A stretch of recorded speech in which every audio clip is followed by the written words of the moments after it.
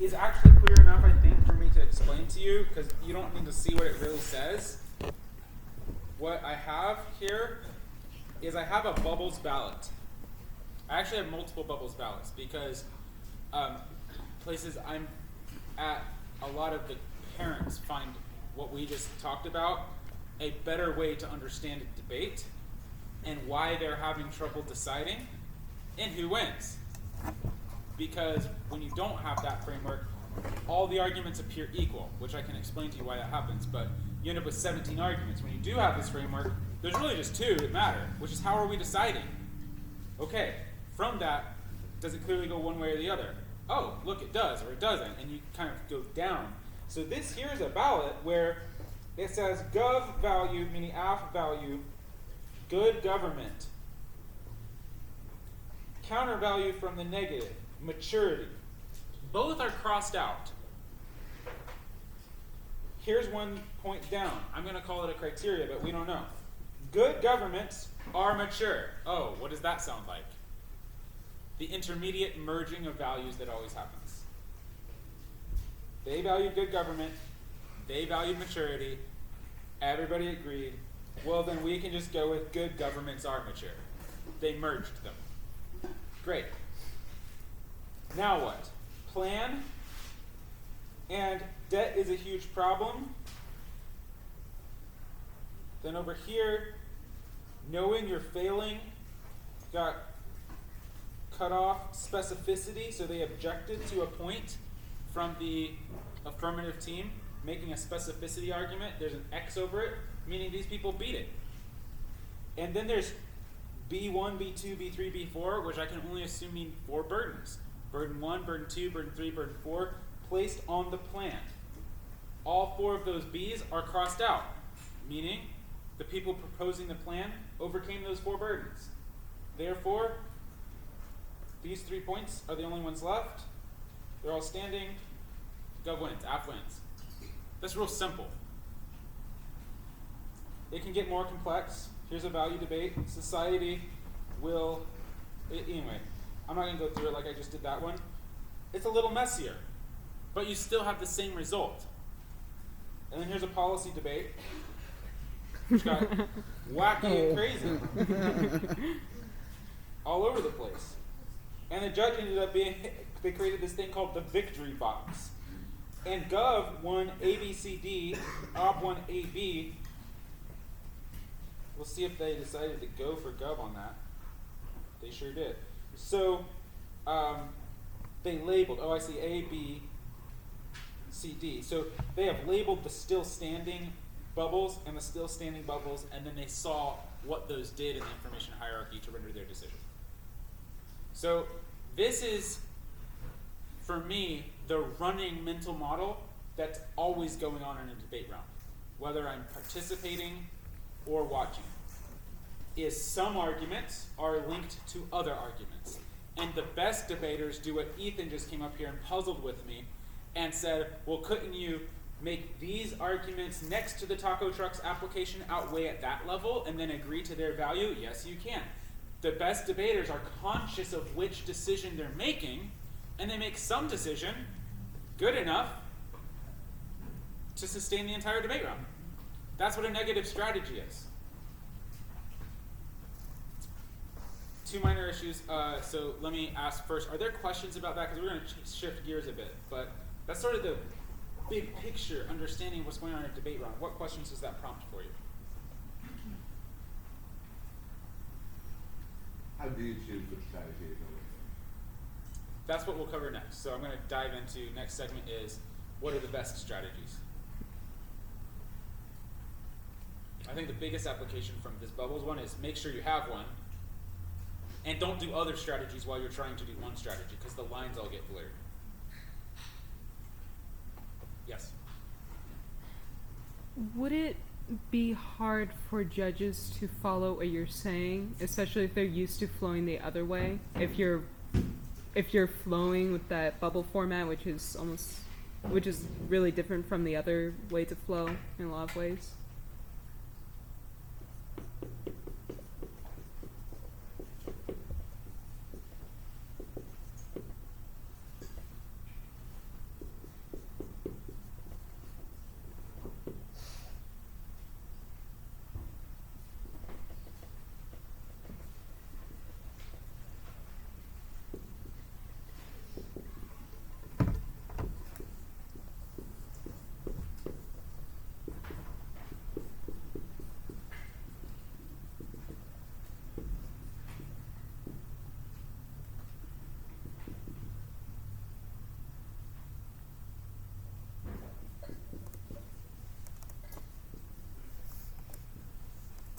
Okay. What I'm saying is they're one and the same. Okay. If you were to flow and speak bubbles, someone could flow and speak linear. If you were to flow and speak linear, someone can think, speak, flow, whatever, bubbles. It's the same thing. So what I want you all to be able to do is, even though you're looking at notes that look like this, you're able to say, okay, I know in my head we're all debating the topic. That's why a case is offered, even though we sometimes forget that, and start debating about whose value is bigger. The value is meant to test the topic. The value is how they test it. They've got 3 reasons to prefer it. 1, 2, 3. And they have 2 contentions. And one of those contentions has an application, taco truck.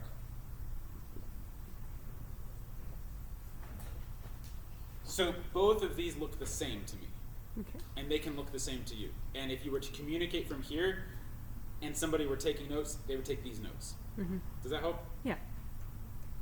And on the idea of when you brought up like the traditions is bigger than culinary culture, could you, instead of doing like discounting the culinary culture, is if it's a different value instead, could you say that's an important part, but there's also 2 more very important parts as well, like all equal standing? There's another way to do it as well. Yes.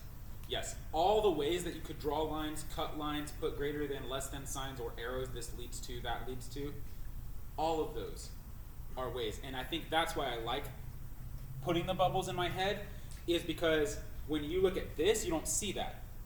You don't see, oh yeah, I could just slice this off by slicing off that, or outweighing this. Like, how things rest on each other is not clear from this, even though they're inferred by it. Because I want to see those relationships, because that's ideation for my negative points. Yeah.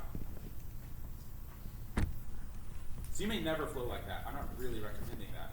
But in your head, always be running that. What arguments are hanging on to other arguments so I can make a strategic choice? Okay, before we dive into extract more deeply, I'm making a note to myself that I bet this crew struggles with the flowing ceiling, based on what I'm seeing. And second, someone had a question. It was Charity. What was your question that I wanted you to ask me in front of everybody? You debate novices and you stink. You debate good debaters and you're even like way better.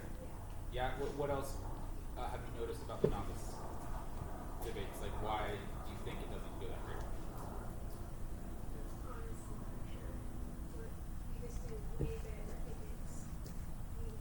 Yeah. Okay, so Charity tends to beat good teams and perform better, get higher speaker points, all that stuff, right? This is a common experience. I want you all to know that. It's a common experience in every area of life, because if you're debating somebody who thinks more clearly and communicates more clearly, of course you're going to do better in response, right? This is true in soccer. If you are soccering against a better team versus a swarming team, like, you're more likely to perform better than to swarm yourselves. It's true everywhere. So playing at higher stakes, you often play better yourself.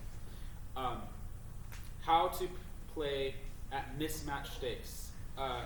Here's a cynical Stoa comment in NCFCA.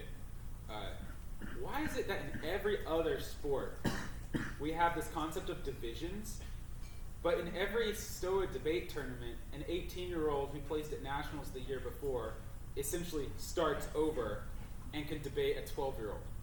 That makes no sense. And divisions are real easy, and ELO ratings have been around forever. I digress.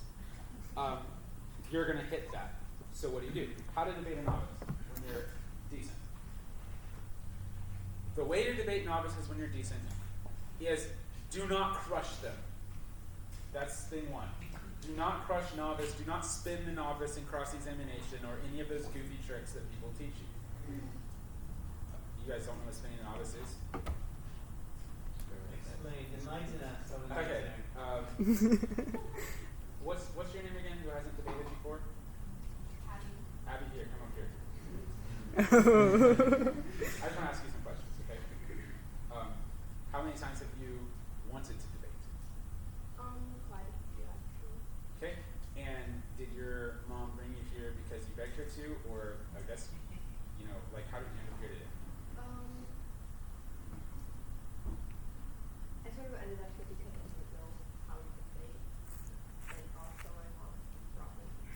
who's she looking at usually? Who does the novice usually look at? Maybe she kind of knows this. Spinning the novice is when you're on a stage, you start going this way. What? So you're over here. And they spin around. Don't do that. Okay, it's fake. It's good that you guys didn't know what that was. Don't do any of that or bait them into topicality gotcha stuff. Any gotcha, the judge is going to take up their cause against you. Mm-hmm. You do not want that. Okay, so what's the antidote? You build them up. The best way to succeed at debating a novice and getting good speaker points when what they said made 0 sense is to make it actually better than it was by a lot. They said this, and instead of I was confused by that, or worse, that was very confusing, right? And I'll see debaters say that. That was really confusing. That's a good point to make, actually, against very advanced debaters when you have no clue what just happened and you really don't. You're like, I was confused by that. Sometimes you're taking a pot shot and the judge is like, me too, and you're like, yes. And so, but sometimes not. Anyway, against novices, we don't do that. We say, I really liked where they were going with that. Because you're probably thinking this too. Now, take where the argument they're trying to make is. You already know it. Actually spend some time and explain it. One of the biggest reasons to vote against a case like mine is because of this disadvantage, which some authors like this and such have said does the following. You're feeding them stuff that they're going to mention in the next speech, which, by the way, is going to be more organized and better because you fed them all that stuff. You're building it up and actually making the argument against your case and doing it on behalf of the judge in a sense of like, you may be thinking this too. One of the biggest reasons to vote against this concept is. But now let me tell you why I ended up considering that and changing my view to my case. And then you refute it. Because that's what you're telling me, is you debate better when the refutation over there was good points. So make some good points out of their bad points. So that your refutation now makes loads of sense. Like, there's actually 3 things to consider about that. This, this, and this. Here's some evidence. So you're going to invent the entire debate. That's what to do. Has anybody ever done that? Has it worked? Yeah. It's like a can't go wrong strategy, actually. It's pretty sweet. The only way it goes wrong is when you actually beat yourself. It's the only way it goes wrong. That's still, that's on you. Were there any other questions that came up during break or things before we dive into some next strategies? I feel like I had one. Yes? You talked about like primary sources and secondary sources. Yeah. Oh, great question. Okay, I love this. Thank you. So, some interesting research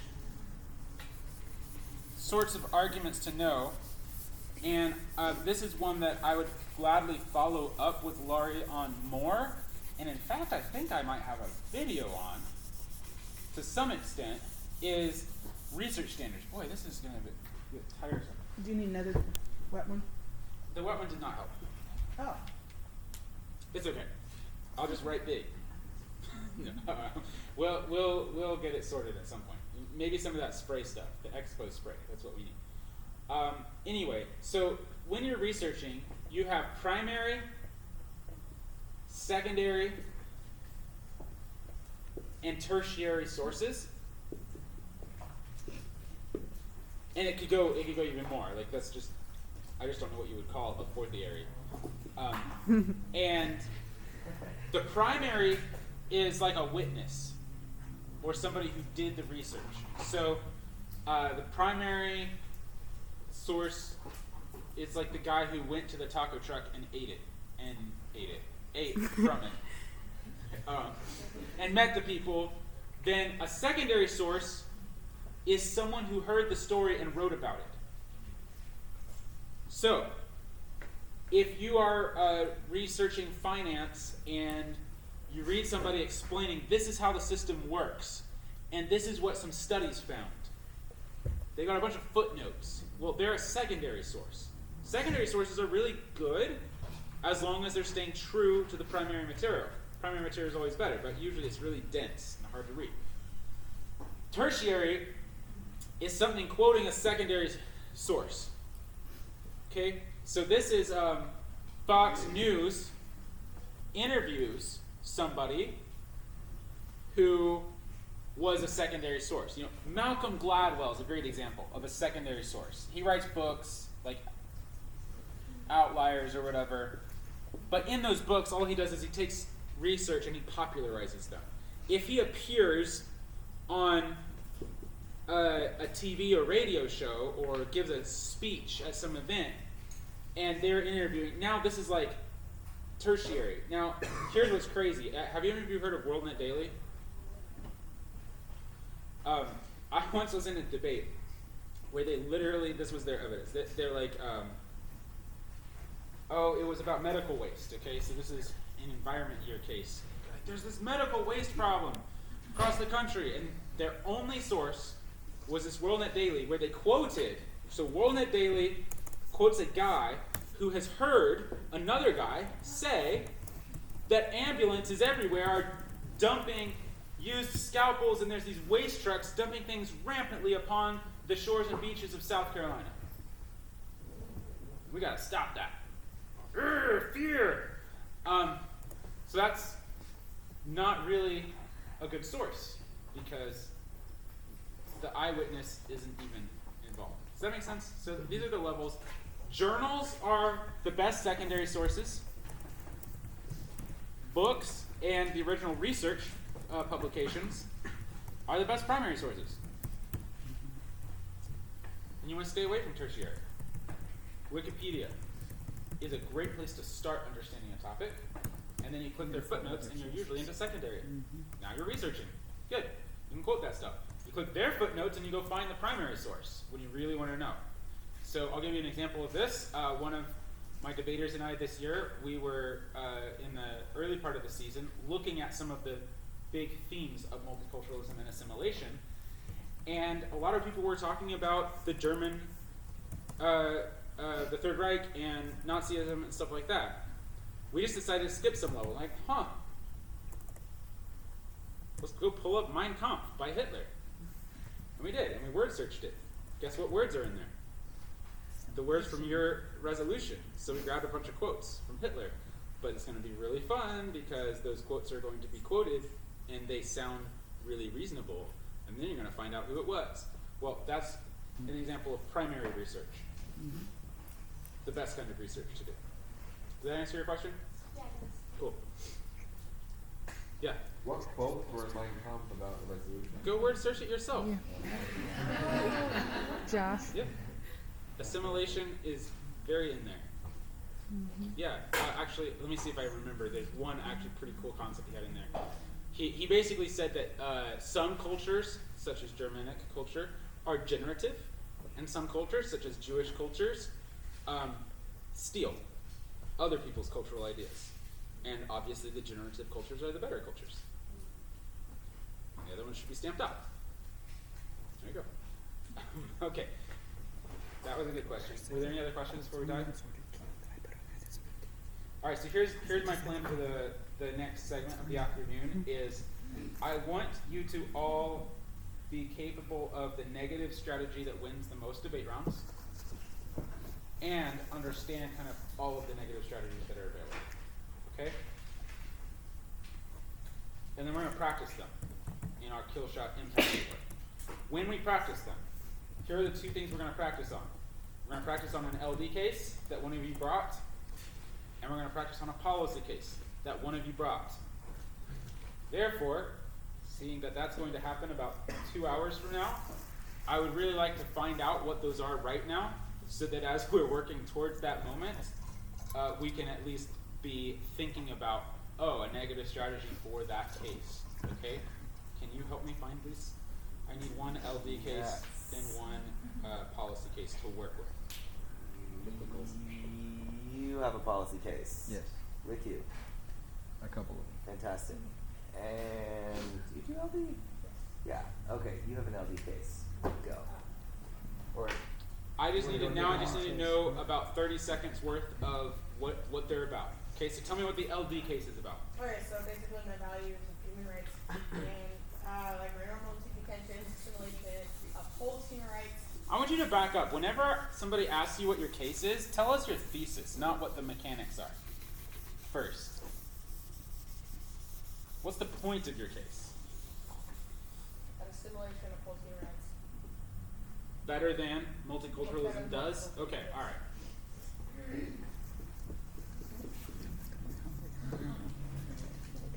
Okay, and now give us some of the clue of why. So basically, when we look at what multiculturalism has to offer, one of my applications is of Europe and how Europe is big multiculturalist and how it basically really destroyed them and how all these crimes and rapes have risen. Okay. And then, and then I have two other applications under my simulation code, which I forgot. Okay. Well, one it promotes security, and then I have one about America. Okay, something about America being multicultural or about America? Okay, America being assimilationist and how they are promoting human rights recently. Okay, America chose assimilation more, and that led to Human rights. more human rights. Great, thank you. So, LDers in the room. This is not the only time, but for the next segment of time, as we work on negative strategies, I want us to pop out with several negative strategies against a case sort of like this. Please ask your questions now if you did not understand what that case was about. Or else you're just going to waste 2 hours right now. Yeah. What's the security application? Basically about the burqa. About what? Burqas? Burqa, yeah. Burqas. Okay, security and burqas. Thank you. Burqas and burkinis, as they say. All right. Anybody else need to ask about this case? We're good. Okay, human rights. Yeah. So, your idea is what we value multiculturalism, that leads to people being allowed to violate human rights, or that valuing multiculturalism is inherently violating human rights? Well, multiculturalism in and of itself is very violating human rights. Okay. So, assimilation leads to human rights, and multiculturalism harms human rights. Yeah?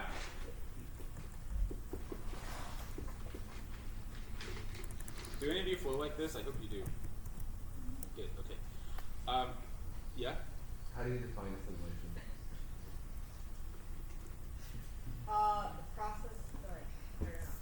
What's the source? Roughly. You have a source, right? Yeah, I do. I forgot Did it. it came to do with the I honestly don't remember. Do you have your cases too? Luckily, in the segment we're about to work on, we aren't going to care about the definition. But then, Because you know how much our audiences want to hear debates about the definition? And here's the blatant immaturity of debaters. Okay, here's the immaturity. This topic has a right answer. That's the immaturity. If it had a right answer, the 7 debate coaches who make up the debate committee that propose this to the insanely large board at STOA, who select and approve the topics that are put forward, that all the people vote for, would not make it through that funnel because there is not a right answer. There's a lot of perspectives, and yeah, you're about to say based on what it means, sort of. But the key is, it's immature for us to first of all ever make a case that says one side of the res is good and the other side of the res is bad, because values are always two good things, and the question is which edges out more. That's always the structure of the debate. Second, the definition side is like this gotcha debate, like it's a math question. Like, as long as you define the word this way, we can see that it is so. And there's this weird fear among starting out debaters and some other debaters of subjectively entering the debate room and being like, I think this is better. Instead of trying to say objectively, by definitions, these things are better, like math. And there's something very refreshing about being like, yeah, some of those words, I don't agree with the way they mean it, but here's the heart of the matter. And I'm going to stand behind it. Okay, go ahead, say your thing. You were earlier mentioning that like with etymology that there's 4 different meanings of Yeah. it, and you have to choose one of those as a You don't have to refreshing choose one. But yes. But like, so if there's 4 different meanings, Yes. how do you, doesn't it matter which one you're using? Probably. Isn't there a definition though? Do you think that really changes the rest of the case? Yeah. What do you think it changes? That's my question. What do you think this case hangs upon from the definition section of assimilation? Does assimilation encompass clothing and food, or is it mainly ideologies and core beliefs? Good. Let's just ask him that. Is assimilation focused mainly on like language, clothing, food, like, or is it? Culture. Assimilation is when immigrants go to a country, they must assimilate their culture. Is it only immigrants? No, like if I was born in Arizona, I'm going to assimilate to Arizona culture. Okay? But is that You're like- going to assimilate culture? That was your question. Right. Is it like ideologies or like food? And this is a perfect example. Okay, so we have one debater who has definitions and classifications of those definitions, trying to inflict them on someone who does not have those, firing in the same organizational structure. Neither is better. One is possibly more researched, but neither is better. And it's really confusing and disheartening and discouraging and awful as an audience for this to become the debate. All you have to say is, instead of like, well, by the definition that this is the thing, like I'm going to Bible thump at you, instead, try this. Culture is a wider issue, if that's what you want it to be, than just the issues my opponent has talked about.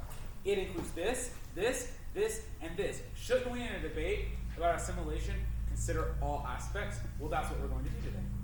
And then if he comes back and is like, no, the definition doesn't include clothing, then you can be like, yeah, it does.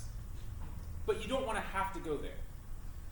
You don't want it to seem like he loses because he forgot the right definition either, which is what that strategy can do. So all I'm saying is take a more general approach to the communication style, and you'll refresh us all. Have the backing, ask the right questions, but it's clear as day to me that the definition doesn't matter in his mind the way it matters in yours. And so that's his case. Yes. This is not about definition. Oh, good.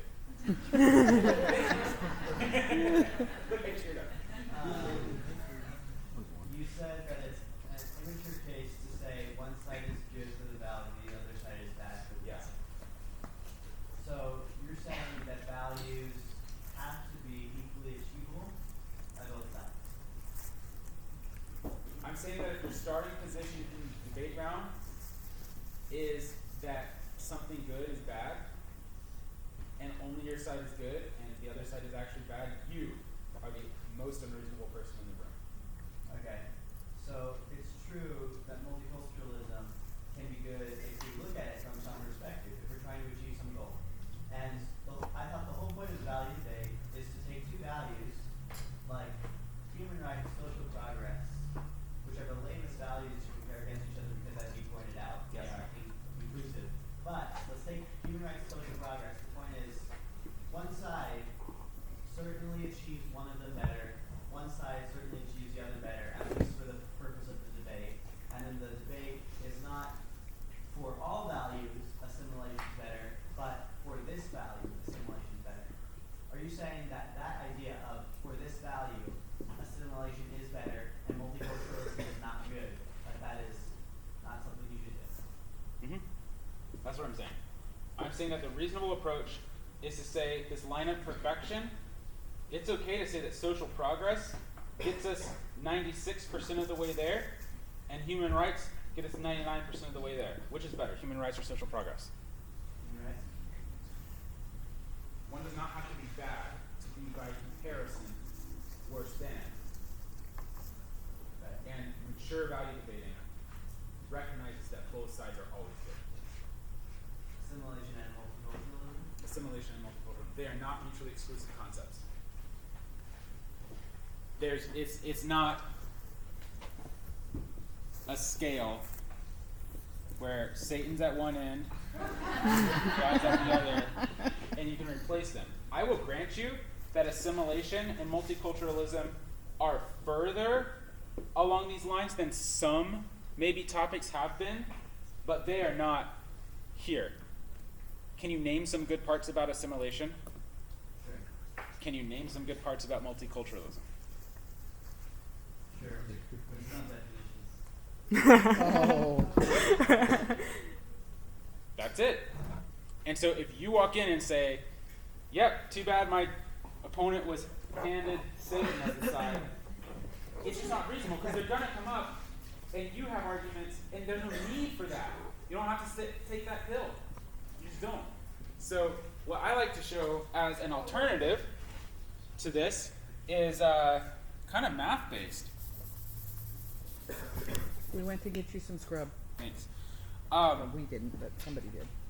If I am trying to balance 137 over 29562 versus 29562 over 333333333.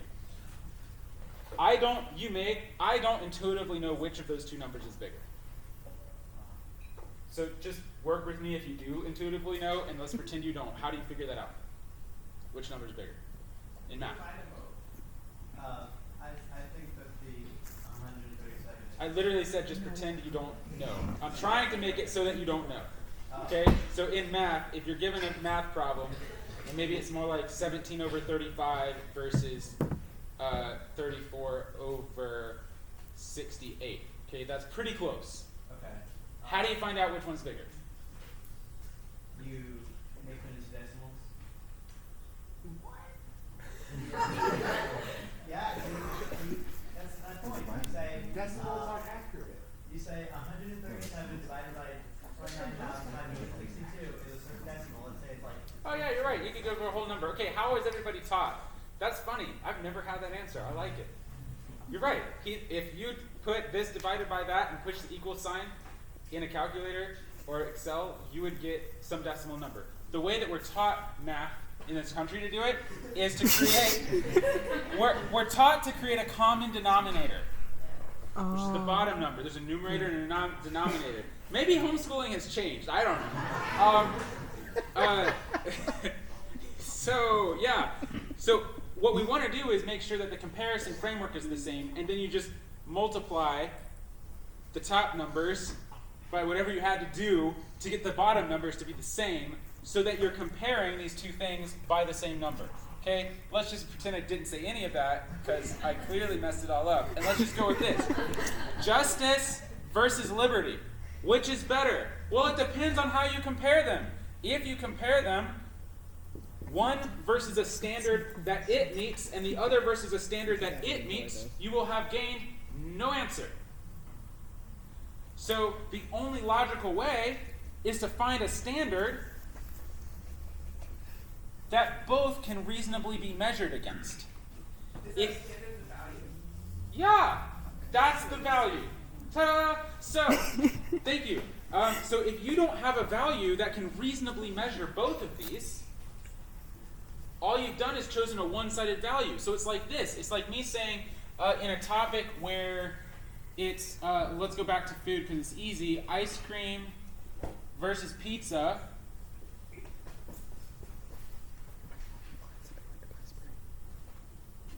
If I insert the common denominator, like most LDers would, of dessert when I'm AF, and savory when I'm neg, we just never connect.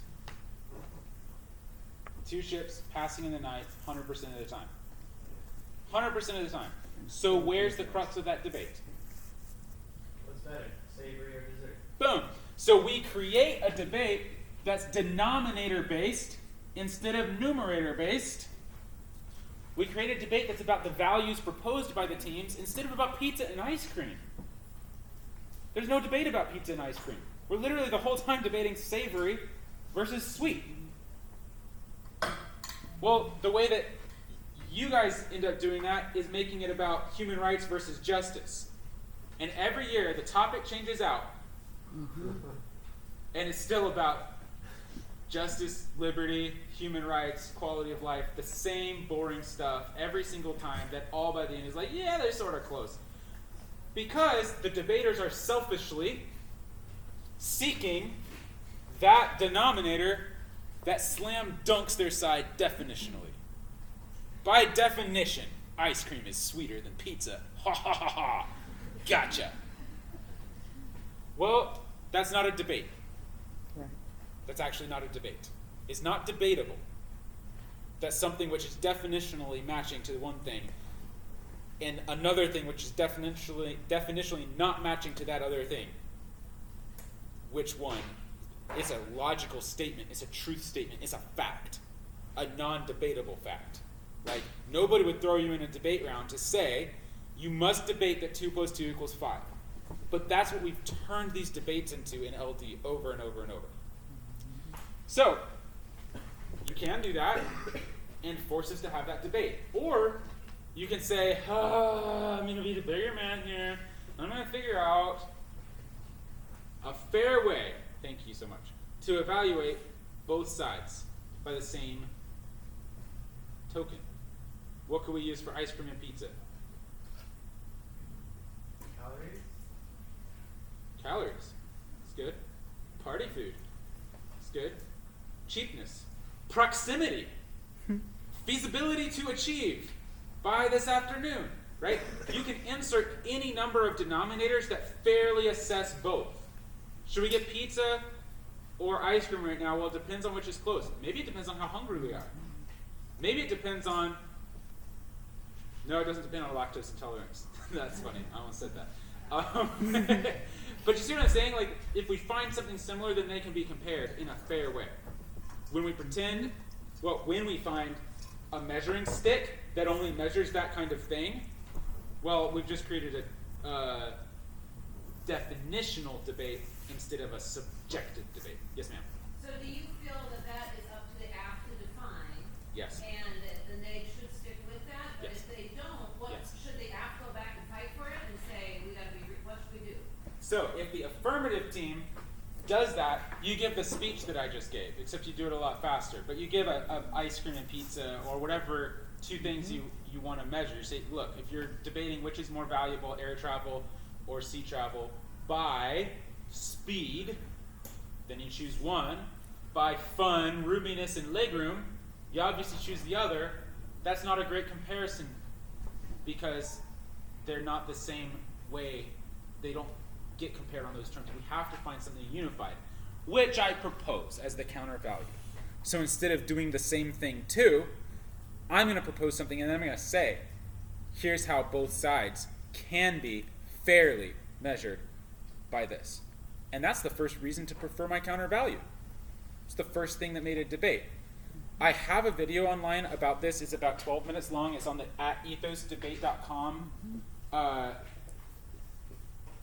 @ethosdebate channel on YouTube from several years ago. I don't work for them anymore, but I made it then.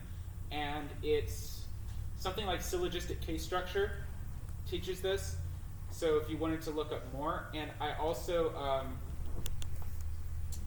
have lots of sample cases that do this well in a sample cases file. I gotta think where that is. I'll remember where it is before this is over. Did I end up answering your question? Not quite. So I was more meaning like on the app side. So Oh, yeah. NAID does not stick with your plan. NAID wants to go into the detail and argue the value thing. So now I'm talking about the app there. Great. What do you do to handle that? Okay, so first of all, again, we can do the same speech, which is what I brought forward was a fair way to compare both sides. My opponent disagreed with that because they had a bigger value. But first of all, that bigger value is like putting on red glasses when what I'm trying to hold in front of you is in fact red. You just won't see it. That's the first reason to go against it. The second reason is, and insert the rest of the debate. So let that be the reason that they are unreasonable. And try to recenter the debate on what value should be chosen. Don't follow them into arguing over which value is better. Well, you really are arguing that your value is better at that second. That's the debate. That's the way I usually hear. Okay. So, yeah, let me say it another way. At the value and counter value level, I'm just using old diagrams for no good reason. If your opponent forces you into a debate about which of those two is better, even though you wanted to talk about assimilation and multiculturalism and everything, but that's the debate they gave you, then that's the debate you have to embrace with resignation. So if that's what negative did, then that's what you have to do to succeed. So how do you find a fair value? How do you determine which is, like, how do you make it so that it's not one-sided? You find a value that you feel like can work on both sides, and you give yourself enough reasoning to say, here's why it can work on both sides. And so by the end of it, you end up with a case structure. Ooh, I love this. Oh yeah, you brought me stuff. Right there. So I'll show you how to structure this case real quick.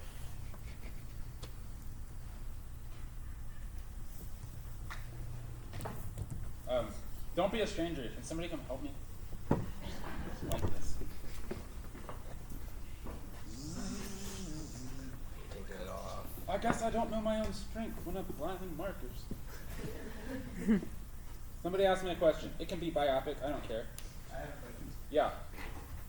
You're saying in the ideal world, value-based, everyone would have the same value. Yep. What? Yep. I'm saying in an ideal world, in a value debate, both sides would have the same value. There's a blog on Ethos Debate that I wrote like 8 years ago called The Worst Ambiguities in Stoa and NCFCA Debate Theory, which you can go look up if you want more of these, because that's not the only one, which shows how there are 3 distinct meanings of the word value in a Stoa value debate. The problem is that the parents have inferred, because they've been taught that values should be in the case structure, that value debate means the 2 values proposed by the debaters. It was a value debate before they had any values. Because the resolution named 2 values and says evaluate them by saying one's more valuable than the other. Do you see all the times the word value was used before the debaters used the word? I coach my debaters to not use the word value in their case. And it makes people's brains go, Thank you. because there's already 2 other meanings of the word value going on. By the way, if you were under that impression before this second, don't worry. You're with 80% of people in this league because they don't know where this came from. Argument from etymology. So, yeah, I'm saying agree to the values proposed by each other so that you can focus on the core debate, which is between the values in the resolution. Do not agree that assimilation is better than multiculturalism. Do actually debate about assimilation and multiculturalism with actual historical examples and facts that can be compared and contrasted, because that is so interesting. That's really what we wanted to hear about. That's what we hoped this debate would be about, not how to look at such facts, which is what the values proposed by the debaters would be about. We don't want to debate about how to look at assimilation and multiculturalism the whole time. We want to find out, this was an assimilation program, this was a multicultural program, this one happened around the world 600 years ago, and this one is happening right now. So interesting, fun, and informative, that's the idea of the whole thing. But we're not getting that because we're spending all our time debating about how to look at such things. Because the debaters want slam dunks. A lot of times when people are teaching value debate, they say that you can find your value by asking like what's most important to your case. So do you not agree with that? Ask what's important to the resolution. And this may go back to a summer camp question, so I'll possibly digress unless you tell me this. I'll possibly make this very quick unless you tell me not to. Which is, when we're getting started in a topic, what I suggest that you do is the following. You say, multiculturalism. When was the first use of the word? And who's the first author and school of thought on it? Boom, this is their school of thought. And then you trace that throughout history in a mind map. What was the next school of thought? This person came and answered that person, and they said you should do this instead. So you might have things like melting pot theory. You might have something from the 1600s. I don't know, because I don't know all the schools of thought, but I did this with somebody, and we came up with about 6 schools of thought for multiculturalism this year, with a complete historical narrative of who all authors and speakers advanced the concept and different concepts and fragments of that through history. Okay? That's what we want to do. And then, as a debater, so this is all pre-picking a value and pre-writing a case. Really terrible idea to just be like, oh, it's a debate season, let me purchase somebody else's research, because they didn't do this either, and sit in my bedroom and come up with an idea on something as global and historical as multiculturalism and assimilation. Instead, we have to enter the world of ideas where those ideas are discussed and find out what those themes are, get to the bottom of some of those themes, and we're going to find the true parameters of this topic, so that these questions become sort of pedantic. And we're like, no, there's so much to argue, because you could be choosing melting pot theory right now versus the 1915 Harvard professor who came up with the word multiculturalism when he was talking about an answer to assimilation programs in the United States, and he was specifically relating it to melting pot theory. You could be going with him. I forget his name. But there's lots of schools of thought to choose from that all come from a same moral heart. We don't have to pretend like we have different moral hearts all the time with the values debate to have this debate. So then for the season, I pick a case or two by picking a theme or two, a school of thought or two that I personally resonate with. And then and only then do I start structuring a case against it. But then I do the same thing to assimilation over here. I've got its own mind map and school of thought on those issues. And when I'm ready, I say, all right, let me Venn diagram this. Basic logic. What are a set of glasses that contain the debate to the right themes, but work for both sides? And I'm going to plan to use those on App and Neg. We're kind of late in the season to do something like that. Yeah. So don't have anxiety if you didn't. Don't change everything you're doing and throw it out. Pick up some of the arguments I'm giving you, use them, upgrade. Next season, do it even better. So you don't have to throw out everything just because I'm giving you a new framework that might be foreign. Yes? Before you talked about how you have to find something similar in value so they can be compared in a similar way. And you also go to pizza and ice cream. Could you give an example of actual values? Yes. Okay, so let's say we've got, let's just do some different topic. What was the topic last year? Individual privacy versus truth-seeking. Good. Okay, privacy versus truth-seeking.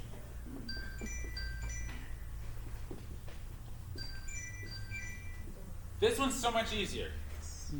Is truth-seeking bad? Oh. No. Is privacy bad? Oh. Okay, so let's start from that and find some common denominators that assume both are good and are good ways to look at this.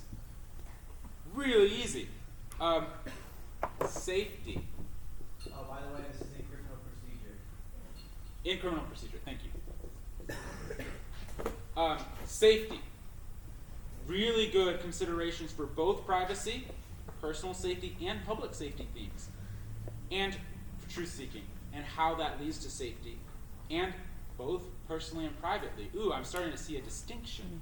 So safety can be divided, perhaps, into some criteria that are more personal and public.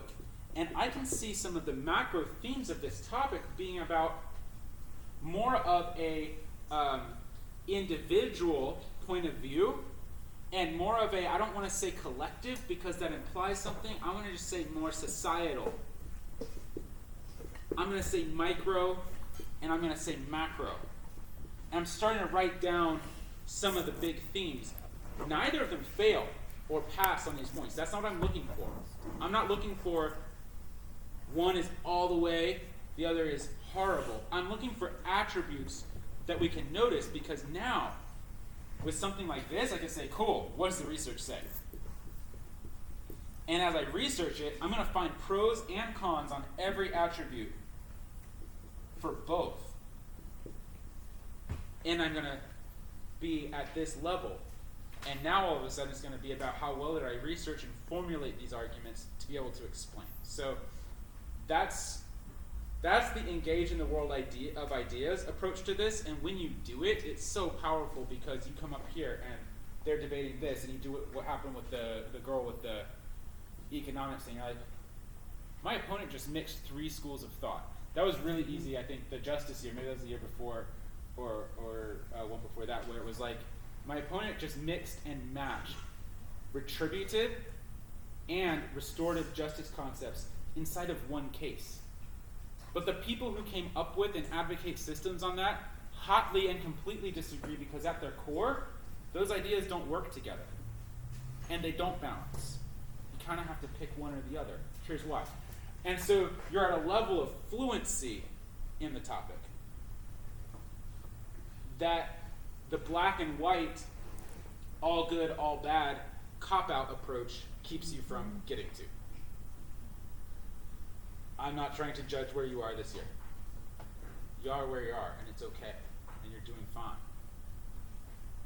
But I would like to point a little higher, and if you wanted to make some changes based on what I said, here's what changes you should make. Change your case from this structure of contention 1. The X side of the resolution leads to the value, and contention 2, the Y side of the resolution does not lead to the value.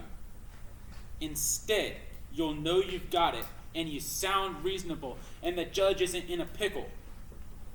When your contention 2, or however you want to frame it, says that the Y side of the resolution also leads to the value. The difference is that the X side gets you about 5 of it, and the Y side gets you about 3 of it. So when you use the value, turns out multiculturalism is more valuable than assimilation. Not because one's measuring stick says yes to one and no to the other, but because when you look at the measuring stick and really think about it, and really look at historical examples and research and authors that are out there, it becomes kind of clear that multiculturalism or assimilation, whichever, wins out more of the time by this standard. And then you get to have even more fun standards that you can use to make these distinctions. You start saying the way to decide is more of the time, prior or post,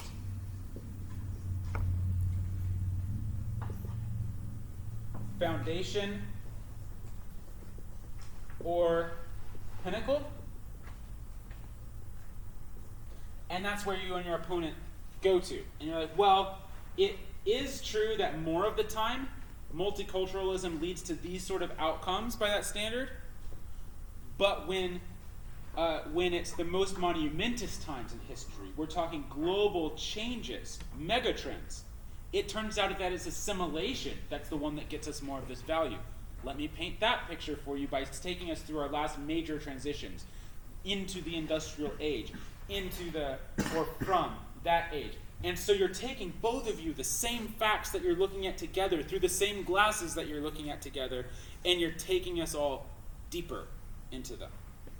That's the vision that I'd have, is try and find a way to change your case just enough that you don't characterize the other side of the resolution as bad, but as lesser.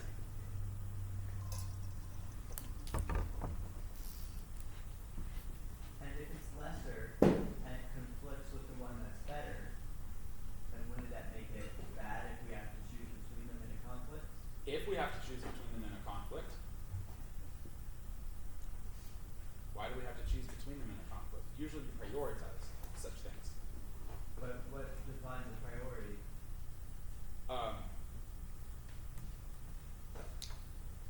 Let me think through my day, okay? So this morning, I took my girls to school, and I thought through, I had to make them lunch, but I had to get to the airport on time.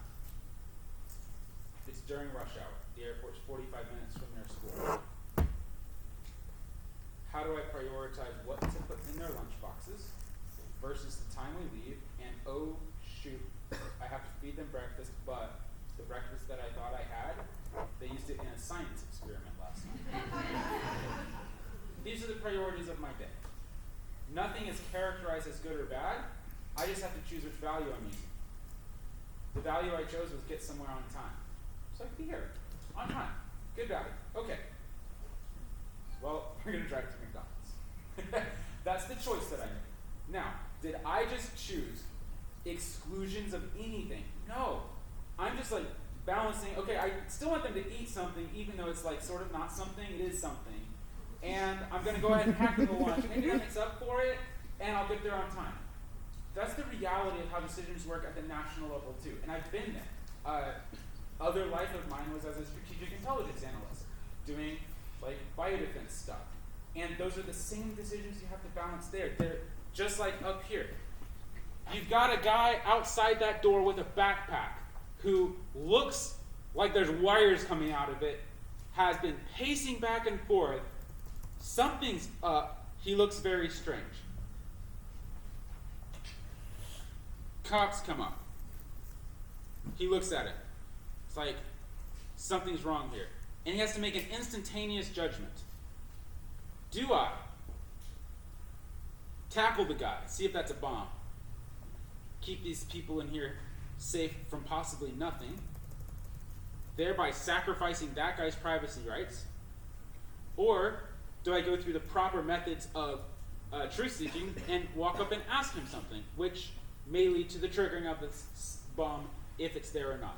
This is a very real conflict, a very real decision, but the lens that he uses here doesn't make one good or one bad, even though it's in a conflict. He's not throwing out all privacy for all time.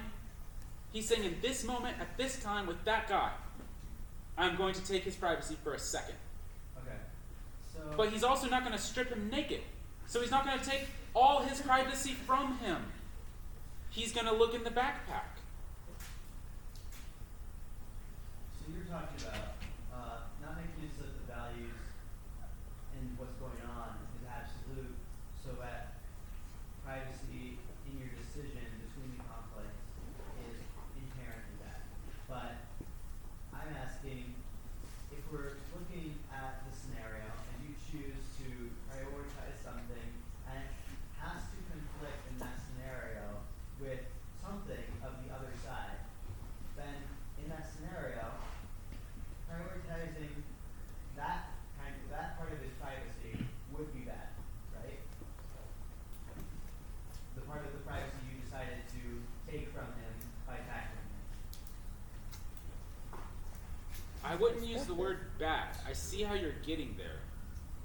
If we can zoom out, what I'm trying to say is that you don't throw out all of one side of the resolution or the other side of the resolution just because you found a conflict.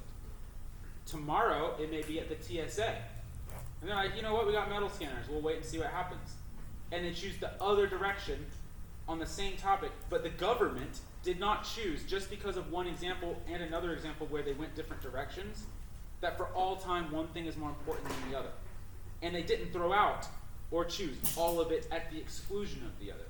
Instead, in these moments of conflict, minor prioritizations are made between two things.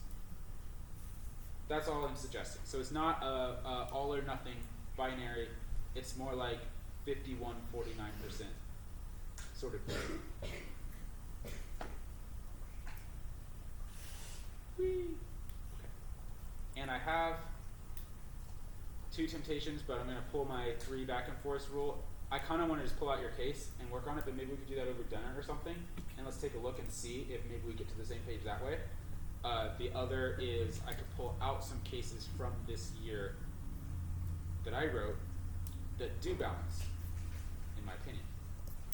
But let's pause on that and get back to everybody. Good back and forth. We kind of went to this strange place. But there's a really big takeaway from it that all of you need to take away, which is if you're debating such that definitionally, evaluatively, or in any other way, you characterize the other side as bad and you as good, black, white, you probably missed it. Probably missed it, and you seem very unreasonable. And what's sad is the judge is going to hear both on both sides. They're going to hear the other person come up there and be like, it's all demons, and you're like, this can't be right. That's how you feel as the audience. This can't be. Can't be. And what's the mature advisor-like approach to see the best in the other side? That's what we're looking for. Yes, ma'am, in the back. So, I see all this, and this really applies a lot to team policy as well. You know what I'm saying? I see a lot of the chief here zoned out. Yep. And I think it would be really useful if you would show them how this applies to TQ, because that's the only way that you can make a decision about a policy. Yes. There is an inherent value. Yes. You're valuing it. Yes. Okay. Let me make the full bridge to team policy. I like to call this choosing a persona, and I have a template for it, so I'm not going to do the whole thing here because now you can just do that. Actually, for all the anybody in the room, I think this link is still up from when I did Stoa Academy years ago. It's ethosdebate.com/stoacoach. Yes, it is. And on that page are maybe 10, 12 templates that I use regularly in club, including the persona one. So let me give you team policy debaters. Here's the high-level version of it. Nobody likes debaters. Point of fact. Because nobody likes being argued with. And when you introduce yourself that way, guard goes up because, oh, this is going to take so much energy. They're going to attack every single thing that I say. And I don't know if I can withstand that, et cetera, et cetera, et cetera. Okay. Who else do nobody like? Salespeople. Nobody likes being sold to. But weirdly enough, we all like to buy things. Nobody likes, well, usually you like it for somebody else's behalf. Nobody likes being preached at. Nobody likes being lectured. Nobody likes being berated. Most people don't like being lawyered at or to. Somebody who hangs on to every single word and throws it back at you later. Mm-hmm. There's a bunch of personas that are out there nobody likes. But they're good people in all those areas that have to hide what they are because they're the actual real version and the counterfeits have made it terrible. So the best people at sales, you don't know they're selling you. They're just talking about value. The best debaters, I like to tell people this often, because at work, sometimes people do find out my debate background, and they immediately shut down. It is immediate. I'm very grateful when I get to find out that happened and explain just a little bit about why I wrote a book called Upside Down Debate. And there's two kinds of debaters in this world. Those who are trying to beat you, and those who have a whole bunch of mental models and tools for thinking together that want to think together with you. And if I'm so good at debate, if anybody's good at debate, you'll never know what happened to you. Because it actually helped you. Same with all those other things. Okay, that's the backdrop. So don't be a debater. Don't walk into a debate round and copy the other debater persona. Instead, let's choose a persona that both fits your style and is likable. Let's find that. So what are those? Certain professors are likable and endearing and credible. Certain CEOs, executive presence. Also, likable, confident. Certain advisors, that's my personal debate persona, advisor. Dream job, chief of staff to some, like Jeff Bezos, some executive. I would say president, but I think if you're even try to be president, there's something wrong with you. So, anyway, being an advisor is my preferred role. I like being the guy that gets to the bottom of things and helps you make hard decisions. Consultant can be that way. Coach can be that way. Expert can be that way. Ambassador, diplomat can be that way. There's a lot of personas out there to choose from. So what I recommend that you do, and I have all my debaters do, is kind of like a mini Pinterest exercise for you. Just find one or two people out in the world whose style you love and you want to be like, and you channel and imitate their style in every debate round. So you pick it up. Dress like they do, talk like they do. Don't choose somebody that's not you. Choose somebody that's like an adult expression of who you are and you want to be. So I have watched lots of intelligence analysts, and I try to be like them. And what I've noticed about them is, first of all, they don't wear the flashiest suits. I have noticed that they don't have power ties. I have noticed that in their eyes, they seem like the good kind of attorney, where you're relieved that they're there. This was unfortunate that this happened. They're like a doctor with bedside manner who's good at telling you you have cancer. Trust is what you see in their eyes. Okay. And I see them in some context, I watch them, and I'm like, that's where I want to be. So now, policy. When you're the policy debate judge, you want to believe you're receiving good advice because you're making a decision. Everybody who got zoned out by the LD side of this discussion, channel it to this. I want you to sound like this.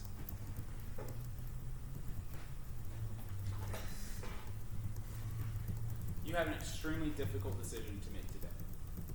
On the one hand, it seems like whatever the affirmative team, or if we're the affirmative team, or negative, whatever, it seems like this major issue is at stake.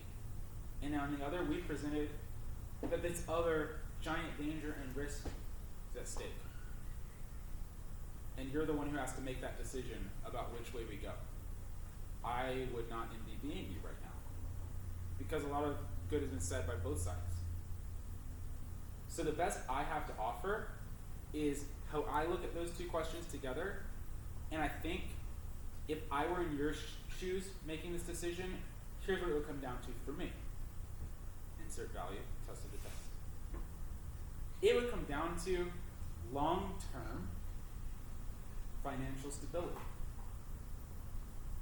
That's the only way I think you can make a decision like this, because in the short term, it's so hard to measure, so hard to study, really difficult to predict, even though, as my opponents pointed out, there are some things on the horizon that look like crises. I think stick with the long-term view, and even if the decision hurts a little bit, you're going to make a decision that you're proud of, and that you can look back and never regret. I hope you vote negative. How does that sound? Sounds freaking awesome, right? You're like, oh, well, that's the advisory standpoint. That's what I talked about at the beginning of the day. The information's up here, the cases are up here. I helped bring up one side, they brought up the other side, it's up there. Instead of, my partner and I brought a case to you today, and you have to vote for it, insert debatees as to why, vote for me. It's not the same. It's something radically and fundamentally different. That's the same thing that's happening over here in LD, though. That's the same feeling. Is I pitched and constructed a case that demonizes their side and makes my side an angel.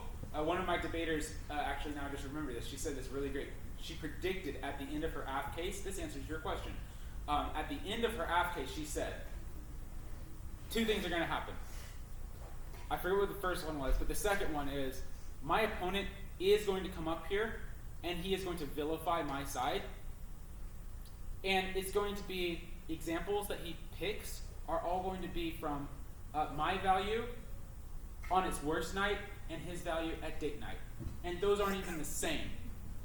We have to look at the best to best or the worst to worst. Look at the best examples of multiculturalism against the best examples of assimilation. don't try to compare the best of one versus the worst of the other. Just sat down. He would inevitably do that. And then that was the other response that she would come up there with. Is like, she'd say, well, my opponent did what I had predicted. What does it tell you to do when my opponent has picked all the worst things of my side of the resolution to compare against all the best things? It actually doesn't tell you anything. My opponent has failed the burden of proof because he has not made an evaluation on similar terms. So you should vote against him right here, right now. And also, I'm going to do this for you, right? And it should be done. Cool, I'm glad I remembered that. Yeah. So you talked about being reasonable as an advisor and things like that. Yeah. Now, how would you apply this to some of the more technical kinds of arguments like running topicality?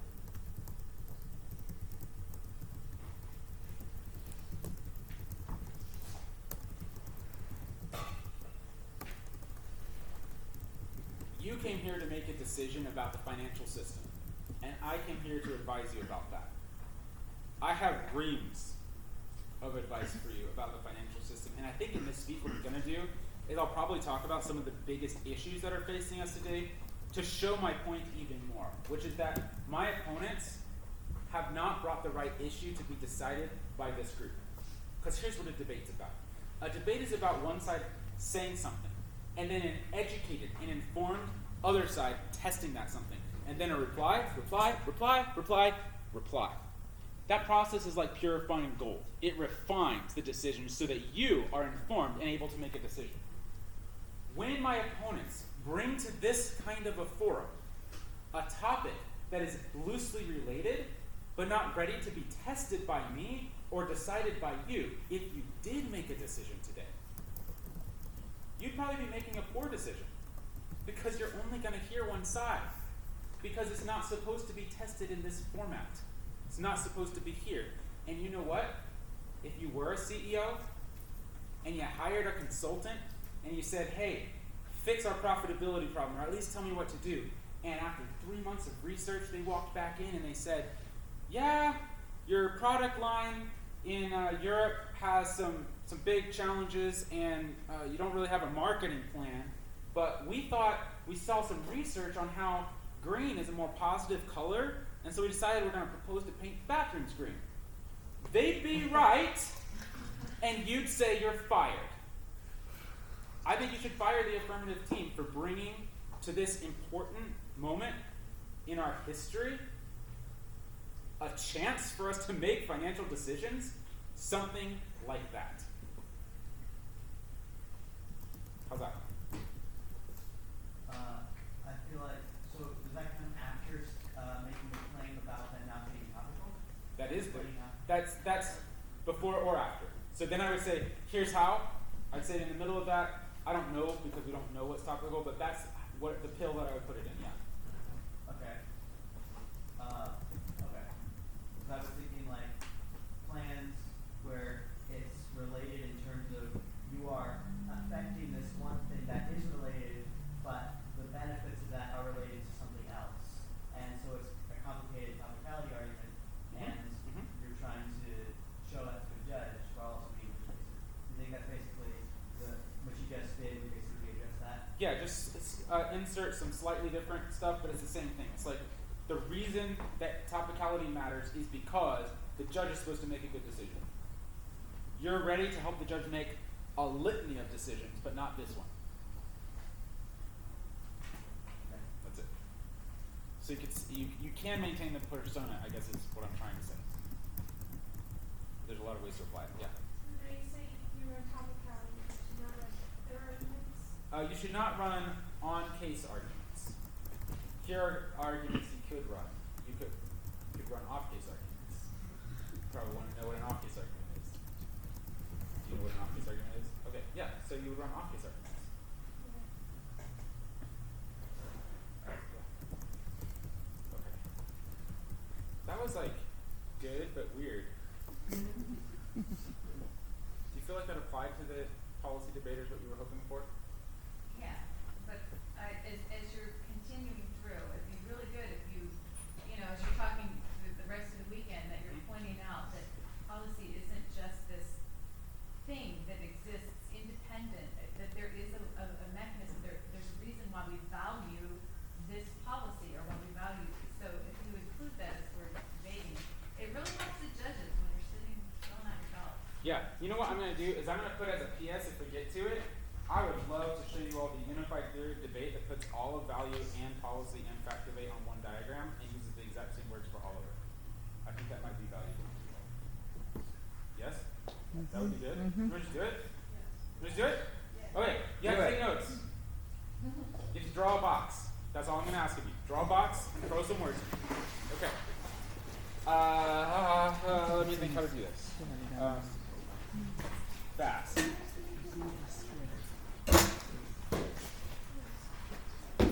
Yeah, this is actually pretty foundational, and it's cool. It wasn't in the book because it's hard to explain. Let me tell you where I'm getting all this. Let's see, where am I getting it all? A combination of classical rhetoric and what happened in college debating. Oh, have any of you ever seen speed and spread debating? Yeah. Amazing. Yeah, it's like blah, blah, blah, blah, blah, blah, blah. That's all prefrontal cortex, and we're trying to get it to go as fast as our limbic system. We're going to discount any thought of emotions, trust, visual imagery, or recognition. The rest of us humans can not be so dissociated. Anyhow, this will also teach you why it's not called value debate. It's actually called LD debate. LD is 1v1. Policy is actually not policy debate, it's cross-examination debate. 2v2. LD is a derivative of cross-examination debate because back in the 1950s, the Cross-Examination Debate Association was formed. Woohoo! And then they started doing speed and spread. So the National Debate Tournament, NDT, Cross-Examination Debate Association is CEDA, C-E-D-A. And please don't write this down. I mean, you can, but it's just useless factoids. Thank you. So NDT comes along and they're like, we don't like this speed and spread thing. We're going to make slow debates. Again. They tried, they did it for a while, they formed some other formats, but they kept speeding up, getting absurd, where every debate's about nuclear war and stuff like that. So they merged. So now it's CETA/NDT. So then in the 80s, another organization forms, NEDA, the National Education Debate Association. And they say, we are going to have slower debates and not faster ones, and we figured out the key ingredient, and they're right about this. It's called the community judge. The reason that debate gets absurd is because people like me, who have been in it for 15 years, the second you open your mouth and you say, I'm going to run a hegemony critique, boom, 15 things pop into my head, I already know what you mean. I'm like, got it. And I'm like, go faster, please. And so we speed it up when we judge ourselves. So they're like, let's do this community judge thing, and then you can't. If you start sounding like a motor mouth, a nun is going to be like, what was that? And they're going to vote you down. And so you stay communicative, okay? So NEDA formed. Then there was this lady called Christy Shipe, who's Michael Ferris's daughter, who went to school at Cedarville University, which is taught by Jeff Motter, who's one of the founders of NEDA. So she debates in NEDA. She was a homeschool kid, goes to college, does this thing called NEDA. This is cool. Talks to her dad. It's like, well, let's back this with HSLDA. So in 1998-ish, HSLDA copies and pastes NEDA's rules and creates a high school debate league. Okay? I have friends who did that. I started 2 years later. NCFCA is what came out of HSLDA within those 2 years, because HSLDA, like, we can't just have the HSLDA league. Christy Shipe, why don't you start this and run it? So she does, and she writes a little black book called Argumentation and Debate with a spiral ring binding that probably bunches of you have seen before. Hopefully not, but anyway, that's used to be the only book for homeschool teaching debate. It's that book, Argumentation and Debate. It's like, there are 4 stock issues. Here are the 4 stock issues. And they're like the legs of a chair, a bunch of stuff. So until the Teresa Hudson era, in about 2008, what I'm going to call your league, NCFCA had copy and paste still. 99% of the rules and description of what debate was about, copy and paste from NEDA, which is a reaction to all this, okay?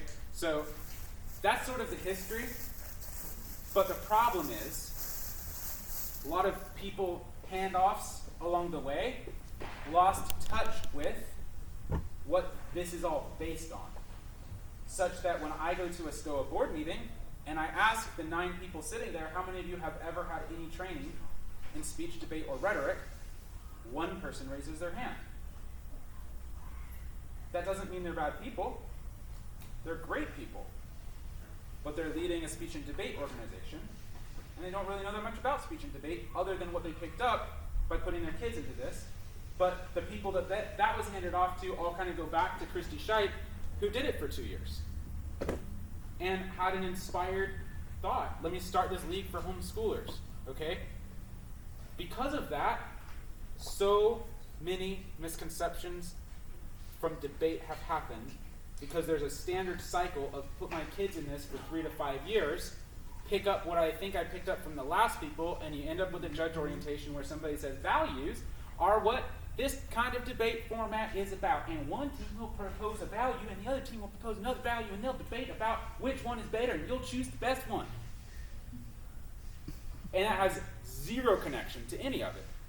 But that's what it has looked like and appeared like, and it sort of kind of gets copied and continues to disintegrate. Okay, so we're going to undisintegrate it. Here we go. And we're going to learn a bunch of fresh thinking. First off is trichotomy. We sort of already talked about this already. There are 3 types of provable motions. You can't think of any, and I'm going to test you in a second, and I'll classify them all as these kinds that you're going to face your entire life. They are X should change. Because it's saying should change, there is a future pointing of this type of debate motion. It is always, what should we do next? Yes. What is your name again? I'm Logan. Logan, good. Real 2 things quickly. If you're undisintegrating something, are you integrating it? And secondly, are we supposed to be writing stuff in the box? No. Okay. X over Y is the next form of debatable motion, and you know this as value debate. Key point is you're making a judgment instead of saying what you should do. If multiculturalism or assimilation are better than the other, what plan do we follow? Doesn't have to say. We're just debating about comparing. Last one is fact debate, which is X is, and then there's a subjective fact. First one that I did was, I think it was separation of church and state is being inappropriately eroded. So you get separation of church and state is being inappropriately eroded. Inappropriately has a lot of wiggle room for the debate, right? If you just said separation of church and state is being eroded, that's not debatable. That's factual in like a non-debatable sense. It's true or false. Inappropriate, well, there's a lot of gray area, different places to go. Walmart's business practices are detrimental to the United States. Well, it depends on what you think is detrimental or not. There's a debate. So detrimental is the subject area. Yeah, these are the 3. We can put every decision that you make that is debatable into that. So I already did enough food ones. Where should you go to college? Should you go to college? Well, that's more of a policy question. I should go to college or not. What is the deliberative future of my life? Which college should you choose? Well, that's not answered by whether or not you should go to college. And in fact, that somebody has a plan that's like, you should go to college because you could go to this one, isn't quite enough. You're still going to want to do evaluation of which college should I go to? What major should I look at? All these sorts of things. Then you could be like, well, of my choices that I have, let me go through some of them. Cedarville University is too, I don't know. I'm going to go with Patrick Henry because that's easy. Patrick Henry College is too small. Well, what's too small? Subjective question. Okay, so all of our decisions in life fall into these 3. Go ahead, Ethan. What is an example of a resolution that doesn't follow any of those is X shouldn't change? X shouldn't change is right here. That's a factual question, actually. But it's not. Isn't the fact it's a moral statement? Try and come up with one. our principles of justice shouldn't change. Because nobody's going to have a plan, but you're still making a factual judgment. Does that mean that X should change with just the Well, arguably, yeah, in the sense that we should choose X over Y also is under that. Like, the lines can blur, but you can take the grammar of a statement and classify it into one of these three. And very easily switch it into any of the other. Yeah, and we could make them complicated. You know, you could merge them together, and you could say after X happens, if Y is better than Z, then ABC should happen. Well, yeah, you could do that too. You know, or you could do what I did. I inserted these, if you've ever done Parley, scenario motions into our little Stoa bit where there's like a long sentence of situation. It's always a policy at the end. We should do X. You know, fire the guy, stop the bomb, make the war happen, or whatever. But yeah, anybody want to try to come up with one that doesn't fit in here? Y is greater than X. Ha! Lesser. It's clearly lesser. So, this is called fact. Why is it called value? Because you're valuing something above the other. So the reason it's called value has to do with this. Or that. Definitely not how you debate it. There's no such thing as a league that's like, okay, I'm going to give you the topic of morality is declining, which is the fact topic. You're only allowed to use facts. You can't talk about values. That'd be sort of crazy, given the subject matter.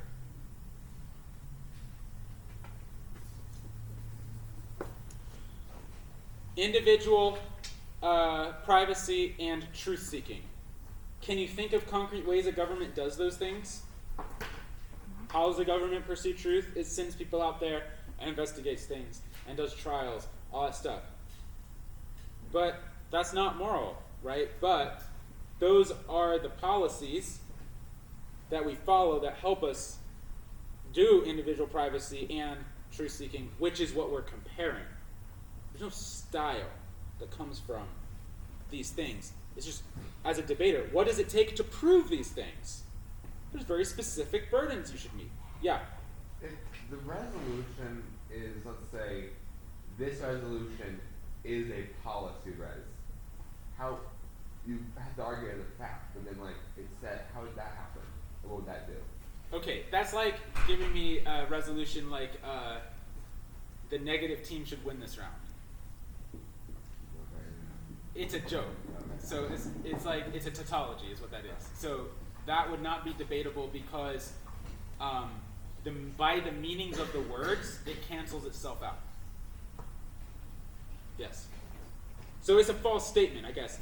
Remember, there's three types of facts. There's subjective, personal,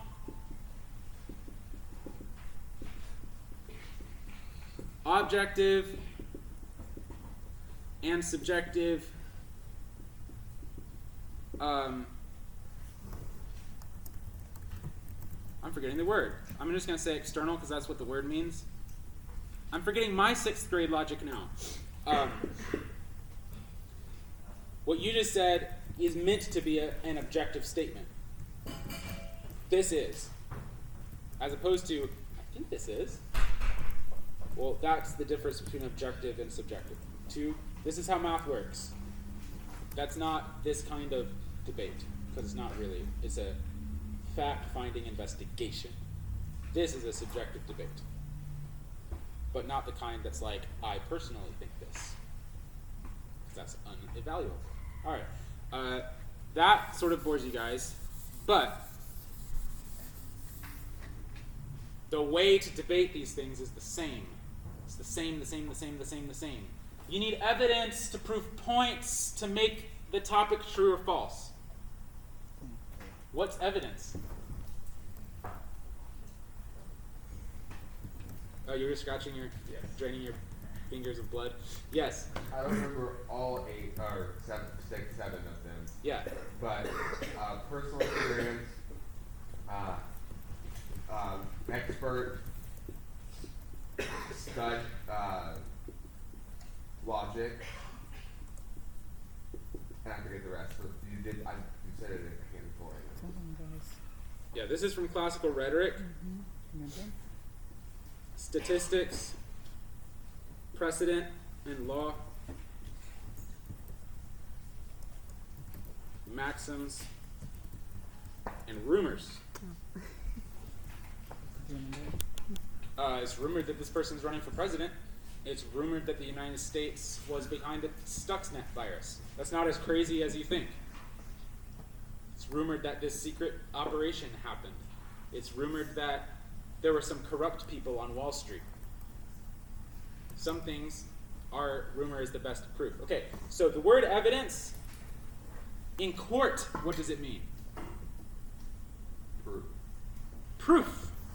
These are the available forms of proof. There's 7. There are 7 types of proof. For no good reason, your culture has come to accept in Stoa debate that evidence equals reading a quotation from a piece of paper. No. So my debaters get asked by sophomoric debaters, you made this disadvantage number 2. Did you have any evidence for that? Yes. Could I see it? It wasn't a quotation. What? There's 7 types of evidence by classical rhetoric. You want me to tell you all of them? What? We end up in these sorts of loops all the time about lots of things where we bust the norm. If you can gain the confidence that this is true, then you take your mission as a debater to be to put together the right proof to prove the statement that's offered to you. What's the right proof for the proof of statement offered to you? What's the best kind of evidence? Well, it depends on what you're talking about. Doesn't it? Yeah, it kind of does. So if the policy resolution says that the United States should abolish the 16th Amendment, what's a good kind of evidence about that? Probably some statistics, probably some experts. If the resolution says the people of the United States should rise up and overthrow their government, it's the best kind of evidence for that. Historical example. Here's the last time we had a big fight like that, and other cultures did. It doesn't go so well. Do you have to quote somebody to refer to a civil war or a French Revolution? No. You can refer to stuff all you want. So, we want to free ourselves as debaters to prove things with, what I like to say, the best available proof. When I debated a kid in Stoa, this is probably a decade ago, we were having this debate about water tables, okay? He comes up and he asks me all these questions about water tables and whether or not you have to have the right kind of salt or coal or weird organisms in the water. And we were talking about how Coca-Cola has pumped Dasani water out of India, and a bunch of places their water tables drop by like 80 feet and is desertifying their place, whatever. He's like, and our plan was to put some water back. And he's asking me all these questions, and I don't know, dude. And so then he comes up and he's 1 in C, and he's like, you probably thought I was just making stuff up. And I don't really have any sources for this, but I just won the California State National Science Fair for my water table replenishment project. So I'm just going to tell you how this works. Is that a good source for that moment? Is that good evidence? Say it. It's good evidence. It's good It's evidence. good evidence. Yeah. He didn't quote anybody. Could he have been lying? Probably. He sounded awesome. I don't think any of us believed he was lying. And you know what? He didn't have to submit to some sort of oath or anything. He won that debate round fair and square because he knew what he was talking about. That's personal experience. If your dad was activated on 9/11 because he was the head of United States Transportation Command intelligence on that day, you think you're going to know some stuff about how the military works? I had no fear bringing any of that stuff into the debate rooms.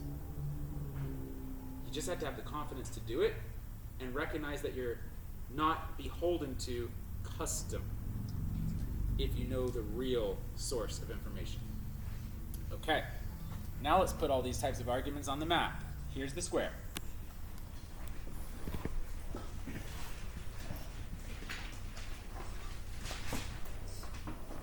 Cause, effect,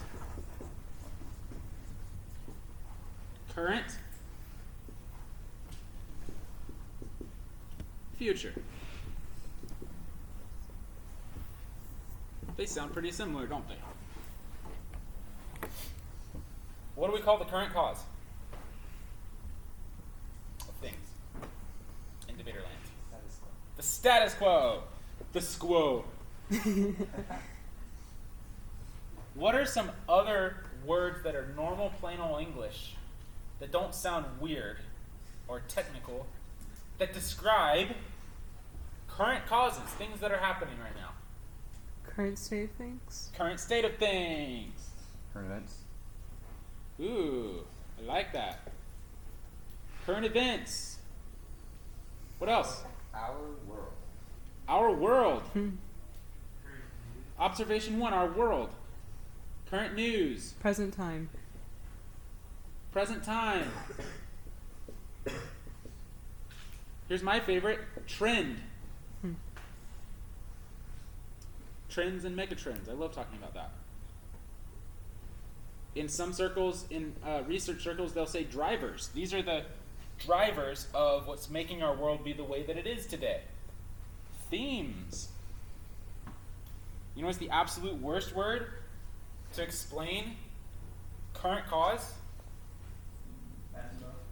Nope. Close.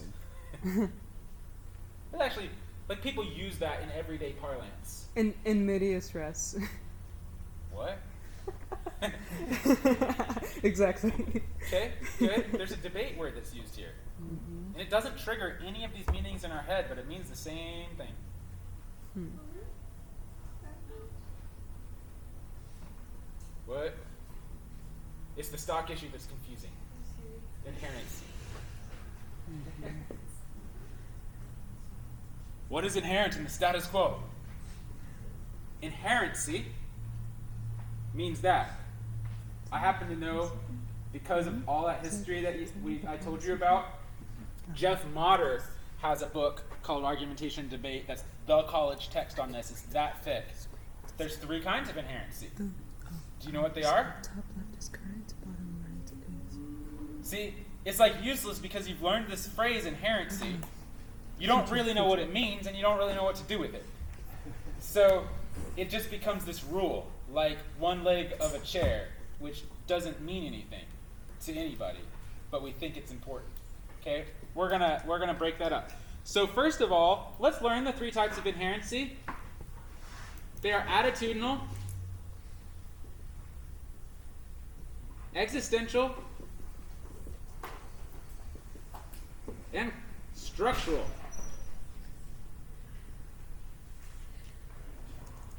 One, 2, 3. This is helpful. By the way, everything I'm doing right now is helpful for both LD and policy. Promise you. 100,000%. Okay. 3 types of inherency. Let me say that in common English. There's 3 kinds of causes. That's a good thing to say to a judge. There's 3 kinds of causes. That helps you with applications from taco trucks. That helps you with harms, disadvantages, all of it. Here's what they mean. Things are caused because of the attitudes people have. Because of bias. Because of dislike. Because of taste. because they are in a corrupt cahoots with the Fed, because we have an attitude towards free market. Both sides of the topic. Both topics, I mean. Attitudinal causes are very real. They're just hard to put your finger on. That doesn't make them not real. They're real. Existential is like entropy. It's continuing to happen because that's the way it always happened. Nobody really planned for it to be this way. Kind of like what I just said about the leagues and how parent-led league loses touch with some of the foundation. Nobody planned that. Nobody had the attitude of like, we don't like knowing about classical rhetoric and neuroscience in communication. Nobody thought that thought. Nobody structurally is like, we're going to have a rule here to keep out experts. There's none of that. They're doing the best they can. It existentially got to be the way that it got to be. Just that's the way it happened. Okay, so that's the way a lot of causes happen. And then the last one is structural. This is a plan. We put a policy in place. Lawyers wrote a law that says this. There were assimilation programs where you could spank somebody for saying a foreign word in class in the United States because we're trying to make everybody Americanized. Okay, that's a structure. That makes sense? 3 types of causes. Attitudes, entropy. Somebody planned it to be this way. What kind of plan is when you are in policy? Which of these do you plan on having work together for your policy to actually work and be solvent? Structural? Structural. Your policies, mandates are the new structure. They are a structural cause of something new. You can't change people's attitudes. You can't fiat that. They like something or whatever. And you wouldn't do a plan to create an existential cause. So you're always creating a structural cause. But the reasons that the problems came to being are often non-structural in nature. So your policies often are structural answers to non-structural problems. So when you're describing the source of harm and problem, you're like, well, these are the attitudes that got it to be this way, and it just sort of happened, and so we're going to fix it with a plan. In value debate, you tend to not propose specific structures, though you might mention them. You tend to more show how attitudes and existential environments led to things being the way they are. Now here's the fun part. The best kind of inherency argument to make, please don't use the word inherency, is alternate cause. Which totally makes sense, right? That's normal English now. There's an alternate cause to that. But check this out. Now we have expanded our source of available argumentation. There are 3 types of alternate causes to look for. The reason that the current finance status quo has failed is not because of lack of structure. There's an alternate cause here, which is people's attitudes about money. You can't change that. So you can't solve for it. Those attitudes will always find a way no matter how many plans you put in place. Haha, we've just invented ourselves argumentation by knowing that there's multiple kinds of causes for things. Same is true in value debate. Alternate cause. The reason there's taco trucks isn't because of Mexicans. Plus it's Hispanic. The reason there's taco trucks is because of Austin. Because there was this... Anyway. There's these 2 famous chains in Austin that are now becoming national. One is Chuy's, if you've ever been there or seen that. The other is Torchy's Tacos. So the guy who started Torchy's Tacos was fired from Chuy's, and it's a revenge business. Yeah, it's really funny. Okay. And they're both amazing. You don't have to pick sides with tacos. That's the whole thing. Okay, so let's say here that for the entire rest of your debate career, what if you never said inherency again?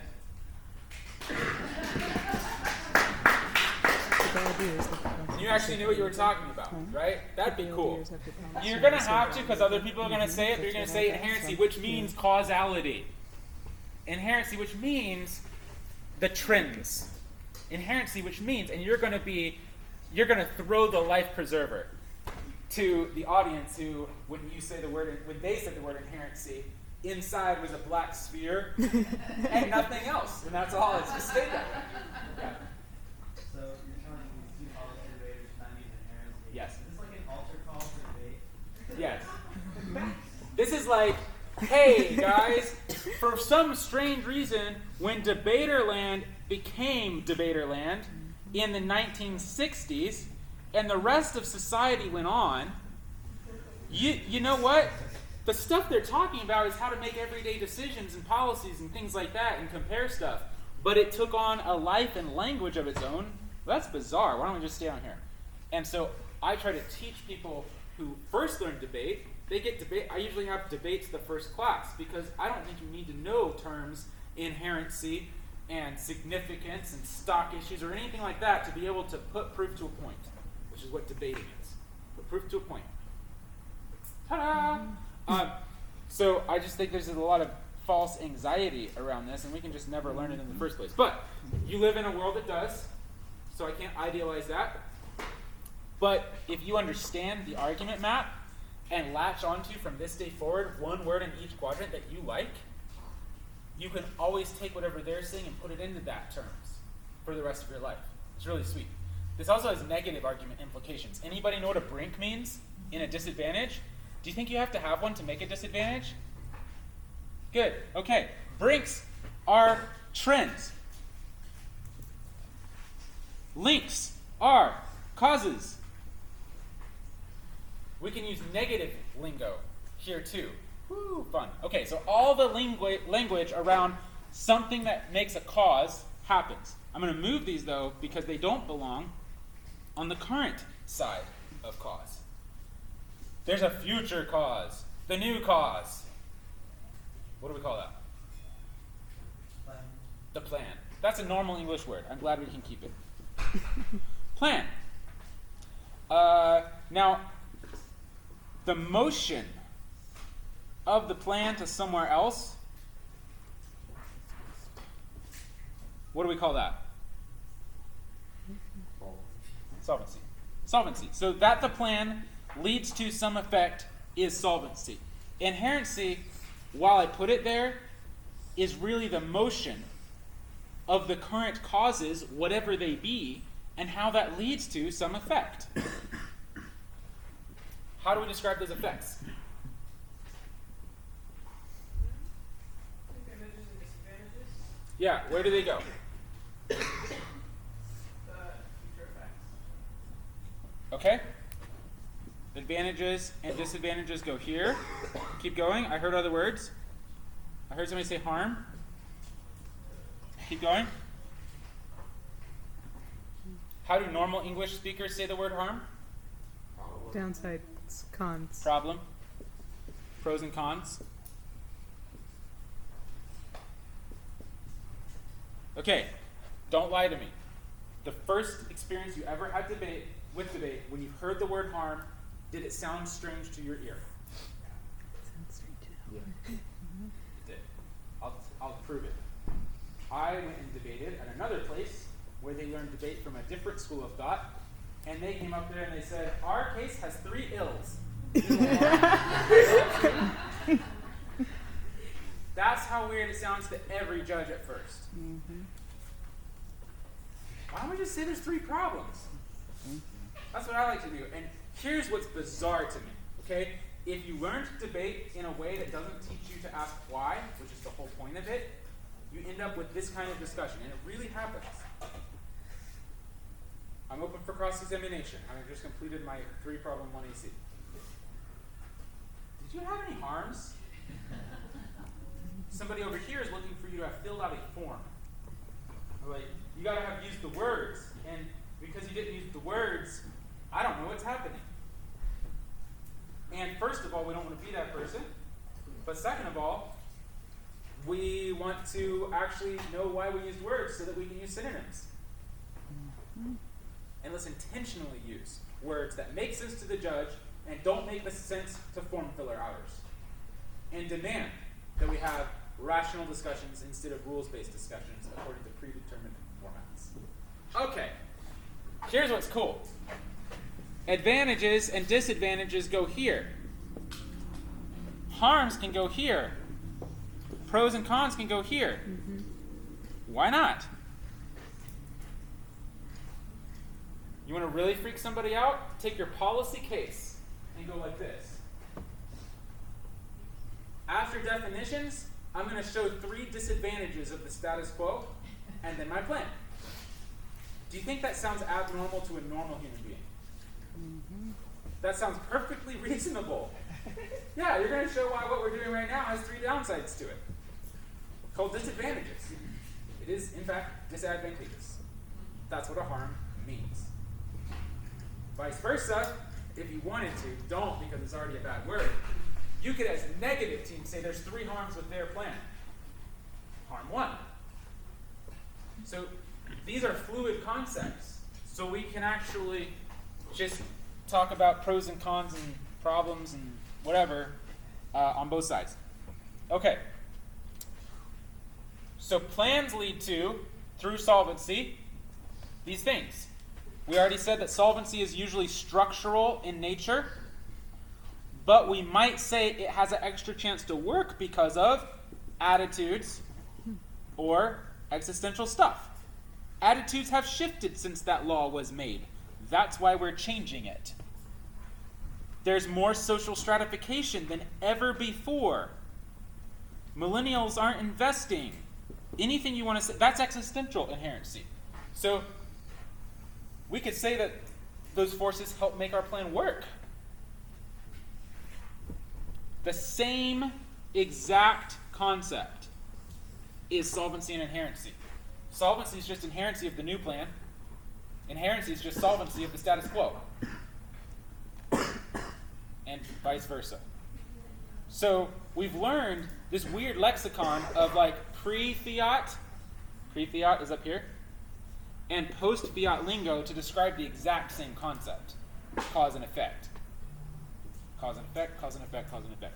So this I got to learn in high school by using this language against a debate team who won nationals that year that I told you about when we were the only loss in prelims, because instead of just debating what we were saying, they nitpicked the terminology just like this. And Caleb said, well, my opponent tried to run a disadvantage, but it had no link, no break, and no impact. So it's not a disadvantage. And I felt embarrassed because he was like the debate trainer I had studied under that year. And I didn't know much about debate, and I didn't know what brink meant. Still, it did not mean anything to me, but I knew I should know it, so I felt horrible. But then I decided to just do the best I could, and so I came, and it was a debate coach who was judging us, which doubly scared me. And I said, I don't know what link, brink, and impact mean for sure. I know I should learn them because I went to his camp. He taught it. My notes are bad. I know he did a good job teaching it even. But here's what I do know. The author that I quoted said, if this cause happens, that bad thing happens. Whatever that is seems like a disadvantage to me. It's disadvantageous, and he didn't say it wasn't. He just said it didn't use link, break, and impact. I think it's disadvantageous, and I think he dropped it. And that's what we did. I was like super ashamed, and the judge was like, first of all, you need to know what link, break, and impact are. Let me explain them to you, and she did. And then, this is like a huge ballot, and then she's like, and you were dead right. Cause and effect explain those things perfectly well, and they didn't address that disadvantage. Of course they're going to lose. So, I say that to try to give you confidence. You don't have to fit the template.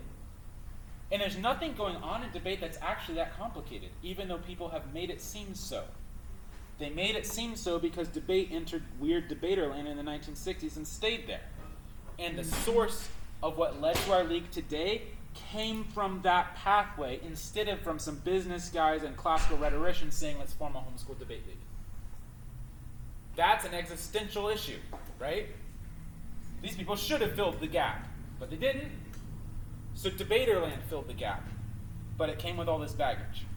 But you can be free from that baggage because you know who doesn't have baggage? Community judges. The problem is some of the parents have the baggage. So you have to be bilingual. You have to be able to both speak debaterland lexicon and reality. But if you can only speak one, you know what makes the most sense to everybody? Reality.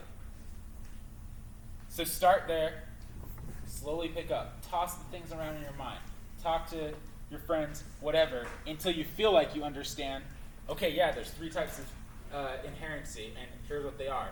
But don't use that language. You don't need that language.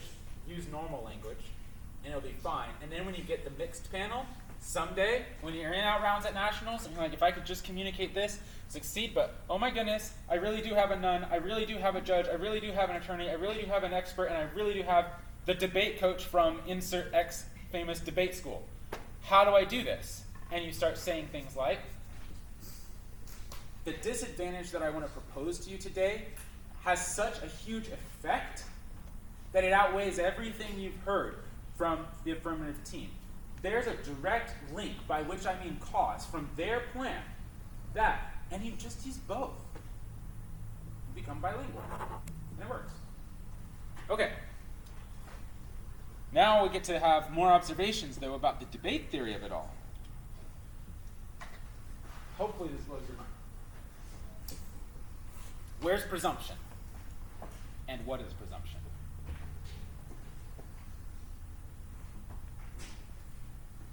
What is presumption? Generally? Generally, Okay. in debate. Okay. You all don't know the term presumption. Ethan knows the term presumption. Maybe. When I know that's correct. Wait, can you repeat the word? Yeah, presumption. Presumption. Let me ask this a different way. If affirmative and negative don't speak in a policy debate round, who wins and why? Oh. Negative. Why? Because there's a presumption that the affirmative should approve the resolution is something we ought to adopt. That's true. So then that presumption also applies in fact and value debates? Yeah. Okay? So you have to presume the status quo is better before you can assume that anything that changes will be good? Why? Because the status quo is what we know already. That's actual presumption. Most people believe what you said. And they believe that, all things being equal, negative auto wins because of concept of presumption. But when presumption was first introduced as a term, and it's actually a legal term in the courtroom setting as well, presumption means that you go with what you know. You said it exactly right. Rather than a prediction. Because at least you know what you know. So if these are the same, go with what you know. Unintended consequences happen. So the line of presumption is between the current and the future. There are burden of proof questions, but they're not presumption questions. So burden of proof questions are a different subject. Presumption is truly, in any change decision, should we stop right now? Well, we are not going to just randomly stop right now. We're going to consider whether there's a reason to. And if there's no reason to, then we're going to keep going. That's how we sort of operate. That's what presumption means, and that's where it comes from. Let's have more fun, though. So where is value debate on this diagram? Which boxes? By value debate, I mean this. Nope.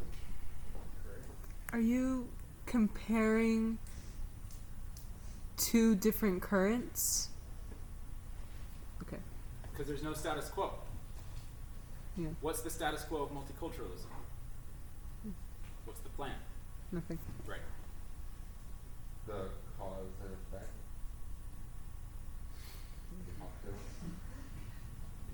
So, value debate is this guy. Oh.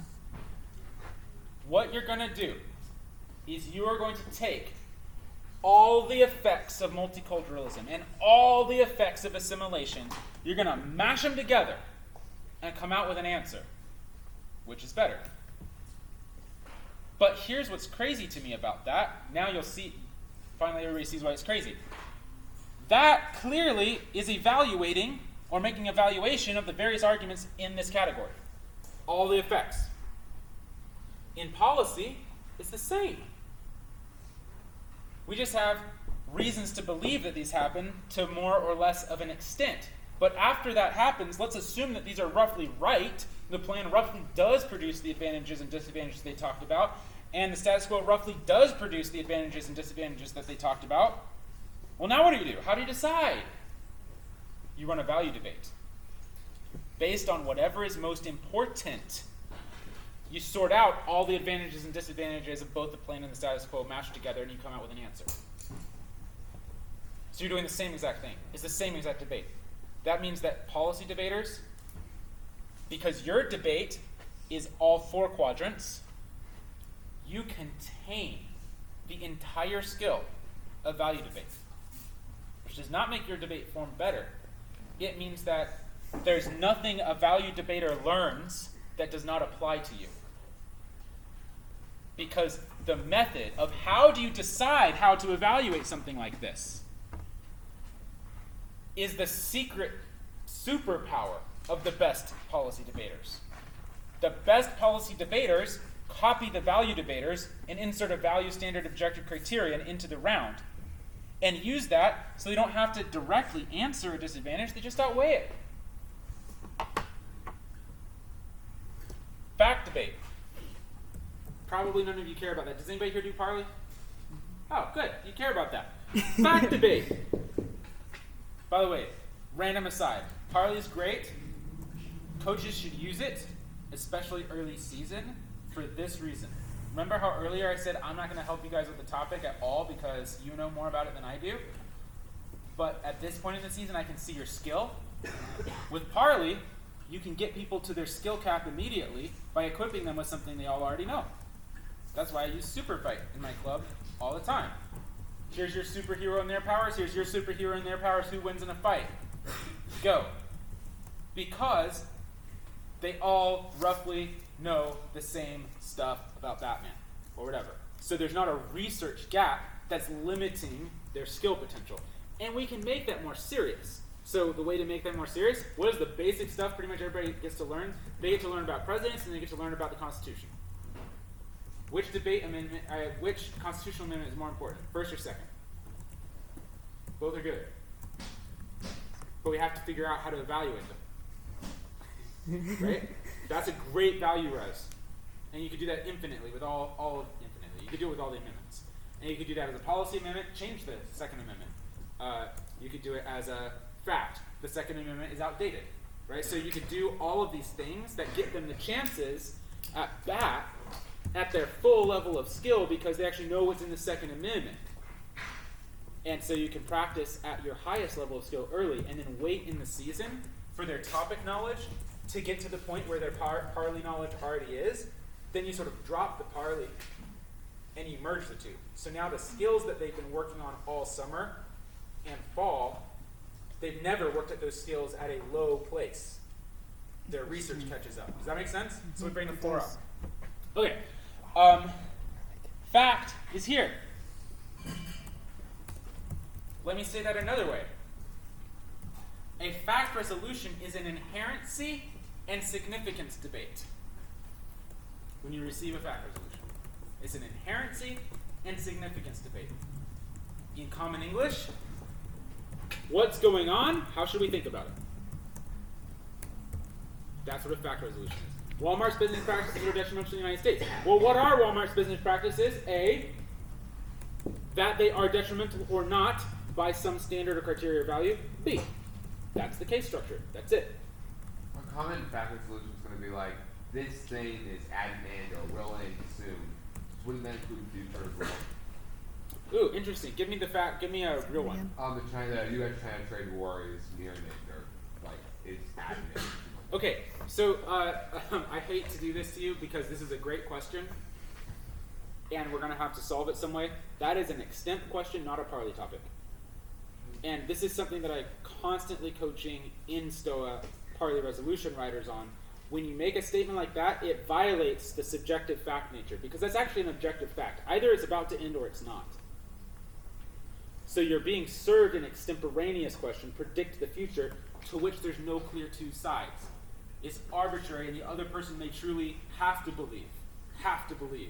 the trade war is about to end, but they're having to invent material to debate something that's factual. Am I making sense? So those sorts of resolutions, first of all, they're just not this kind of debate. They're extent questions.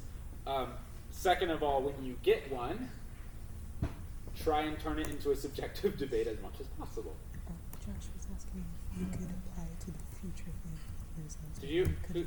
Somebody else had one. Where'd they go? Yeah. Logan. Okay. Logan. So you're talking about evaluating things with a certain value, but how are you going to do that if the value is completely equal? That's essentially could be boiled down to net benefits that either side could accept. Yeah. So first of all, it is essentially boiled down to net benefits. Remember that values are an infinite hierarchy, right? So what does net benefits divide into? Well, it depends on what you think is beneficial. I think justice is more beneficial. You think liberty is more beneficial.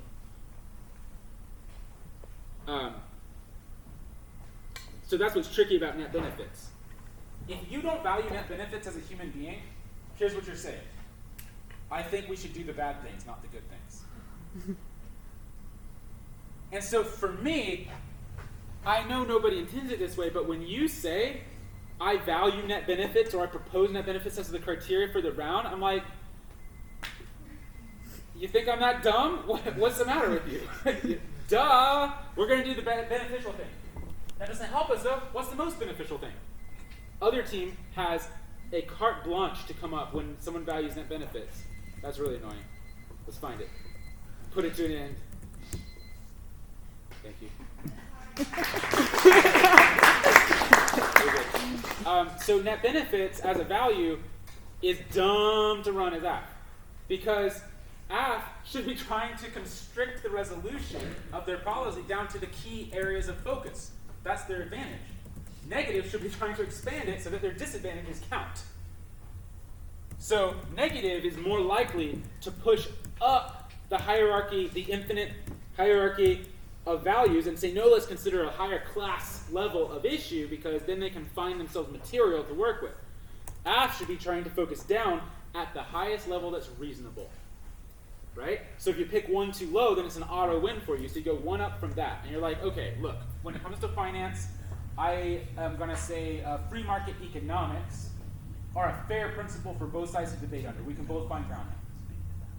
I think we should find policies that match free market economics. So now the other team is not put in a, I have to be anti-free market economics bucket. They're put in a, well, I could challenge free market economics, or I could say, here's this other policy, or that the status quo fulfills the requirements of free market economics. But if a team comes up here and is like, let's say it's healthcare, and they're like, single-payer healthcare system. That's my value and criteria. Okay, now the other side of, well, you just said your plan was your criteria. That's what you just did. What context is a single-payer healthcare system inside of? Let's call it access for all. And now they propose an access standard for healthcare. They're the reasonable ones because they've gone up a level. So we have to have the mental flexibility to go up and down, and we're trying to find that place that works for both sides. And when we don't, or when they don't, we move up or down. All right, I'm about to make almost no more observations, and then we'll leave for dinner. We'll stay for dinner. I think, right? It's 5:30ish? Yeah, okay. So there was something else I wanted to say about it. Cause and effect is all you need to know to debate. Current future. Oh, here was one. This is back to debate maturity, okay? My favorite weak sauce solvency argument. But how do you know it will work? Here's why it's weak sauce. You can't know anything will work. It's a prediction. Don't pretend that it's anything other than that. I am proposing a plan that maybe a pile of experts and myself predict will have the following result.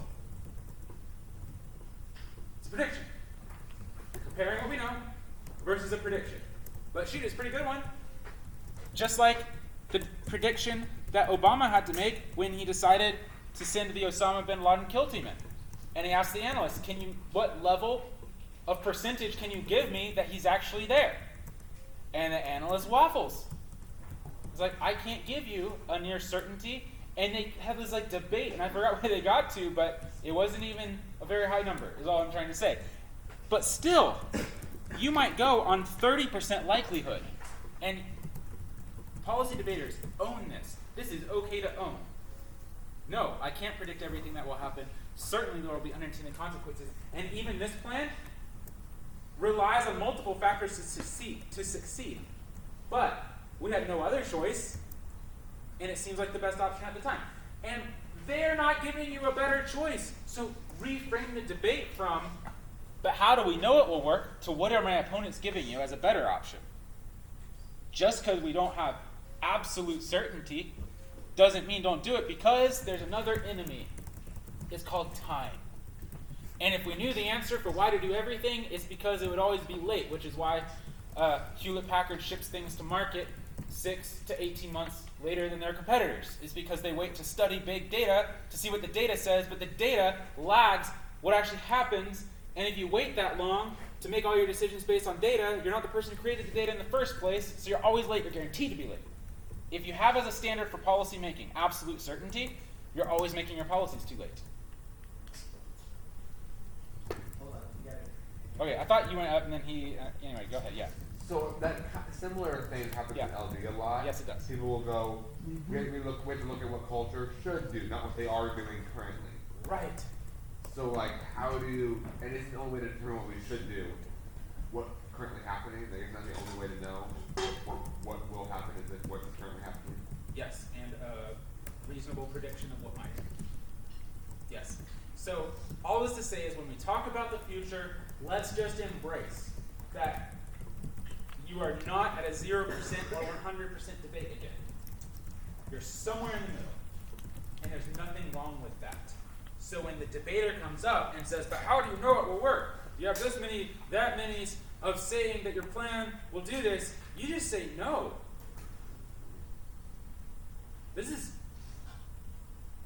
We couldn't have that.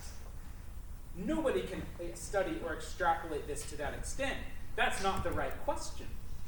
The right question is, should we try? The right question is the prediction sound? My opponent's making no arguments as to that my prediction isn't sound. They're just saying they wish I had more information. So do I. But let me ask you, do you have enough to make a solid prediction? That's the only question here. Not did I have evidence or not? I had evidence. But is it enough to make a good decision? So you can really reframe a lot of these losses that are happening from the evidence thing. Okay, I know I want to say that. I think I want to say one more thing. Oh yeah, where's topicality? Oh. I said pre-fiat, post-fiat, right? So that's terminology. Post-fiat, after the plan happens. Pre. Where's topicality? What? What? Future effect. No, I get where. Why? Oh. Why? It's your policy being enacted, and then if it's changing what the resolution says.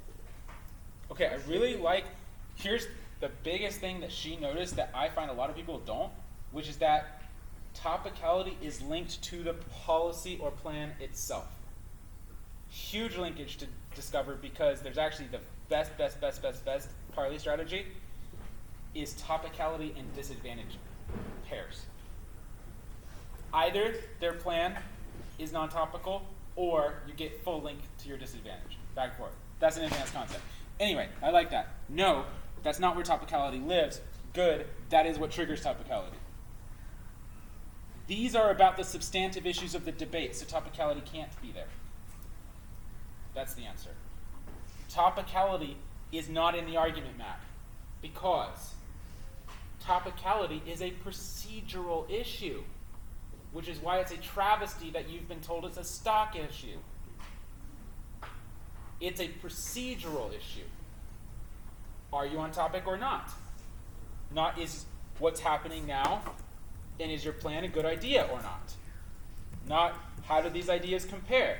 It's should we even ask the argument maps questions? And so, procedurals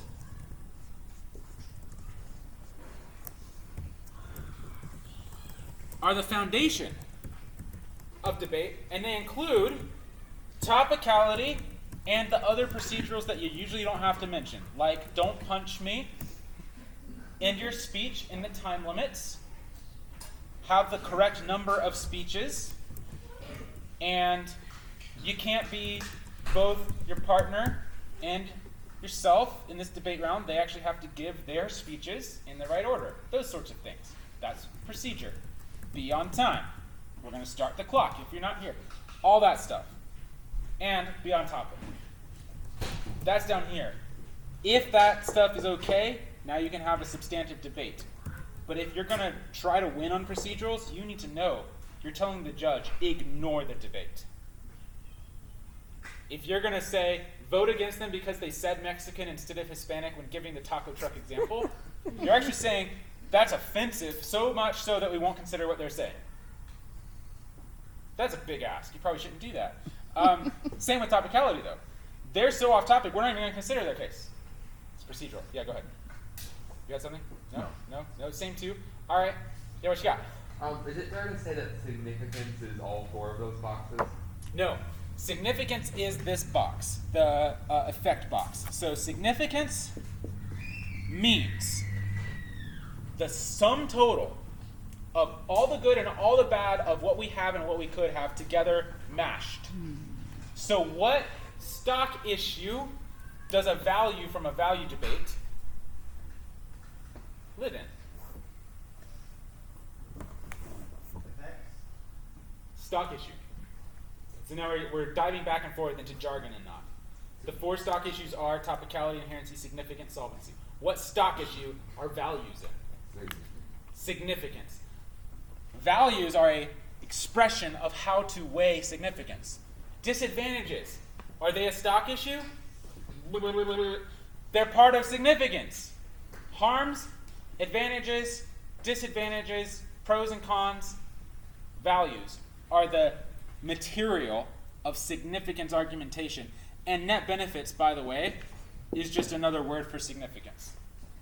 Considering everything the way that we're going to consider it today, which way does it shake out? So could you not run a significance press like against just the cause not being significant? Does it have to be only around the effects? It is insane, in my opinion, to run a significance press against the harms without concluding that, and as a result, the grand total of significance equals negative. So you have to consider all significance together in the end. It makes no sense to say, well, let's have pre-planned significance and post-planned significance. They work together.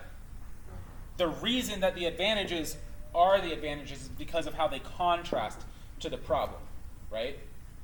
So it comes together.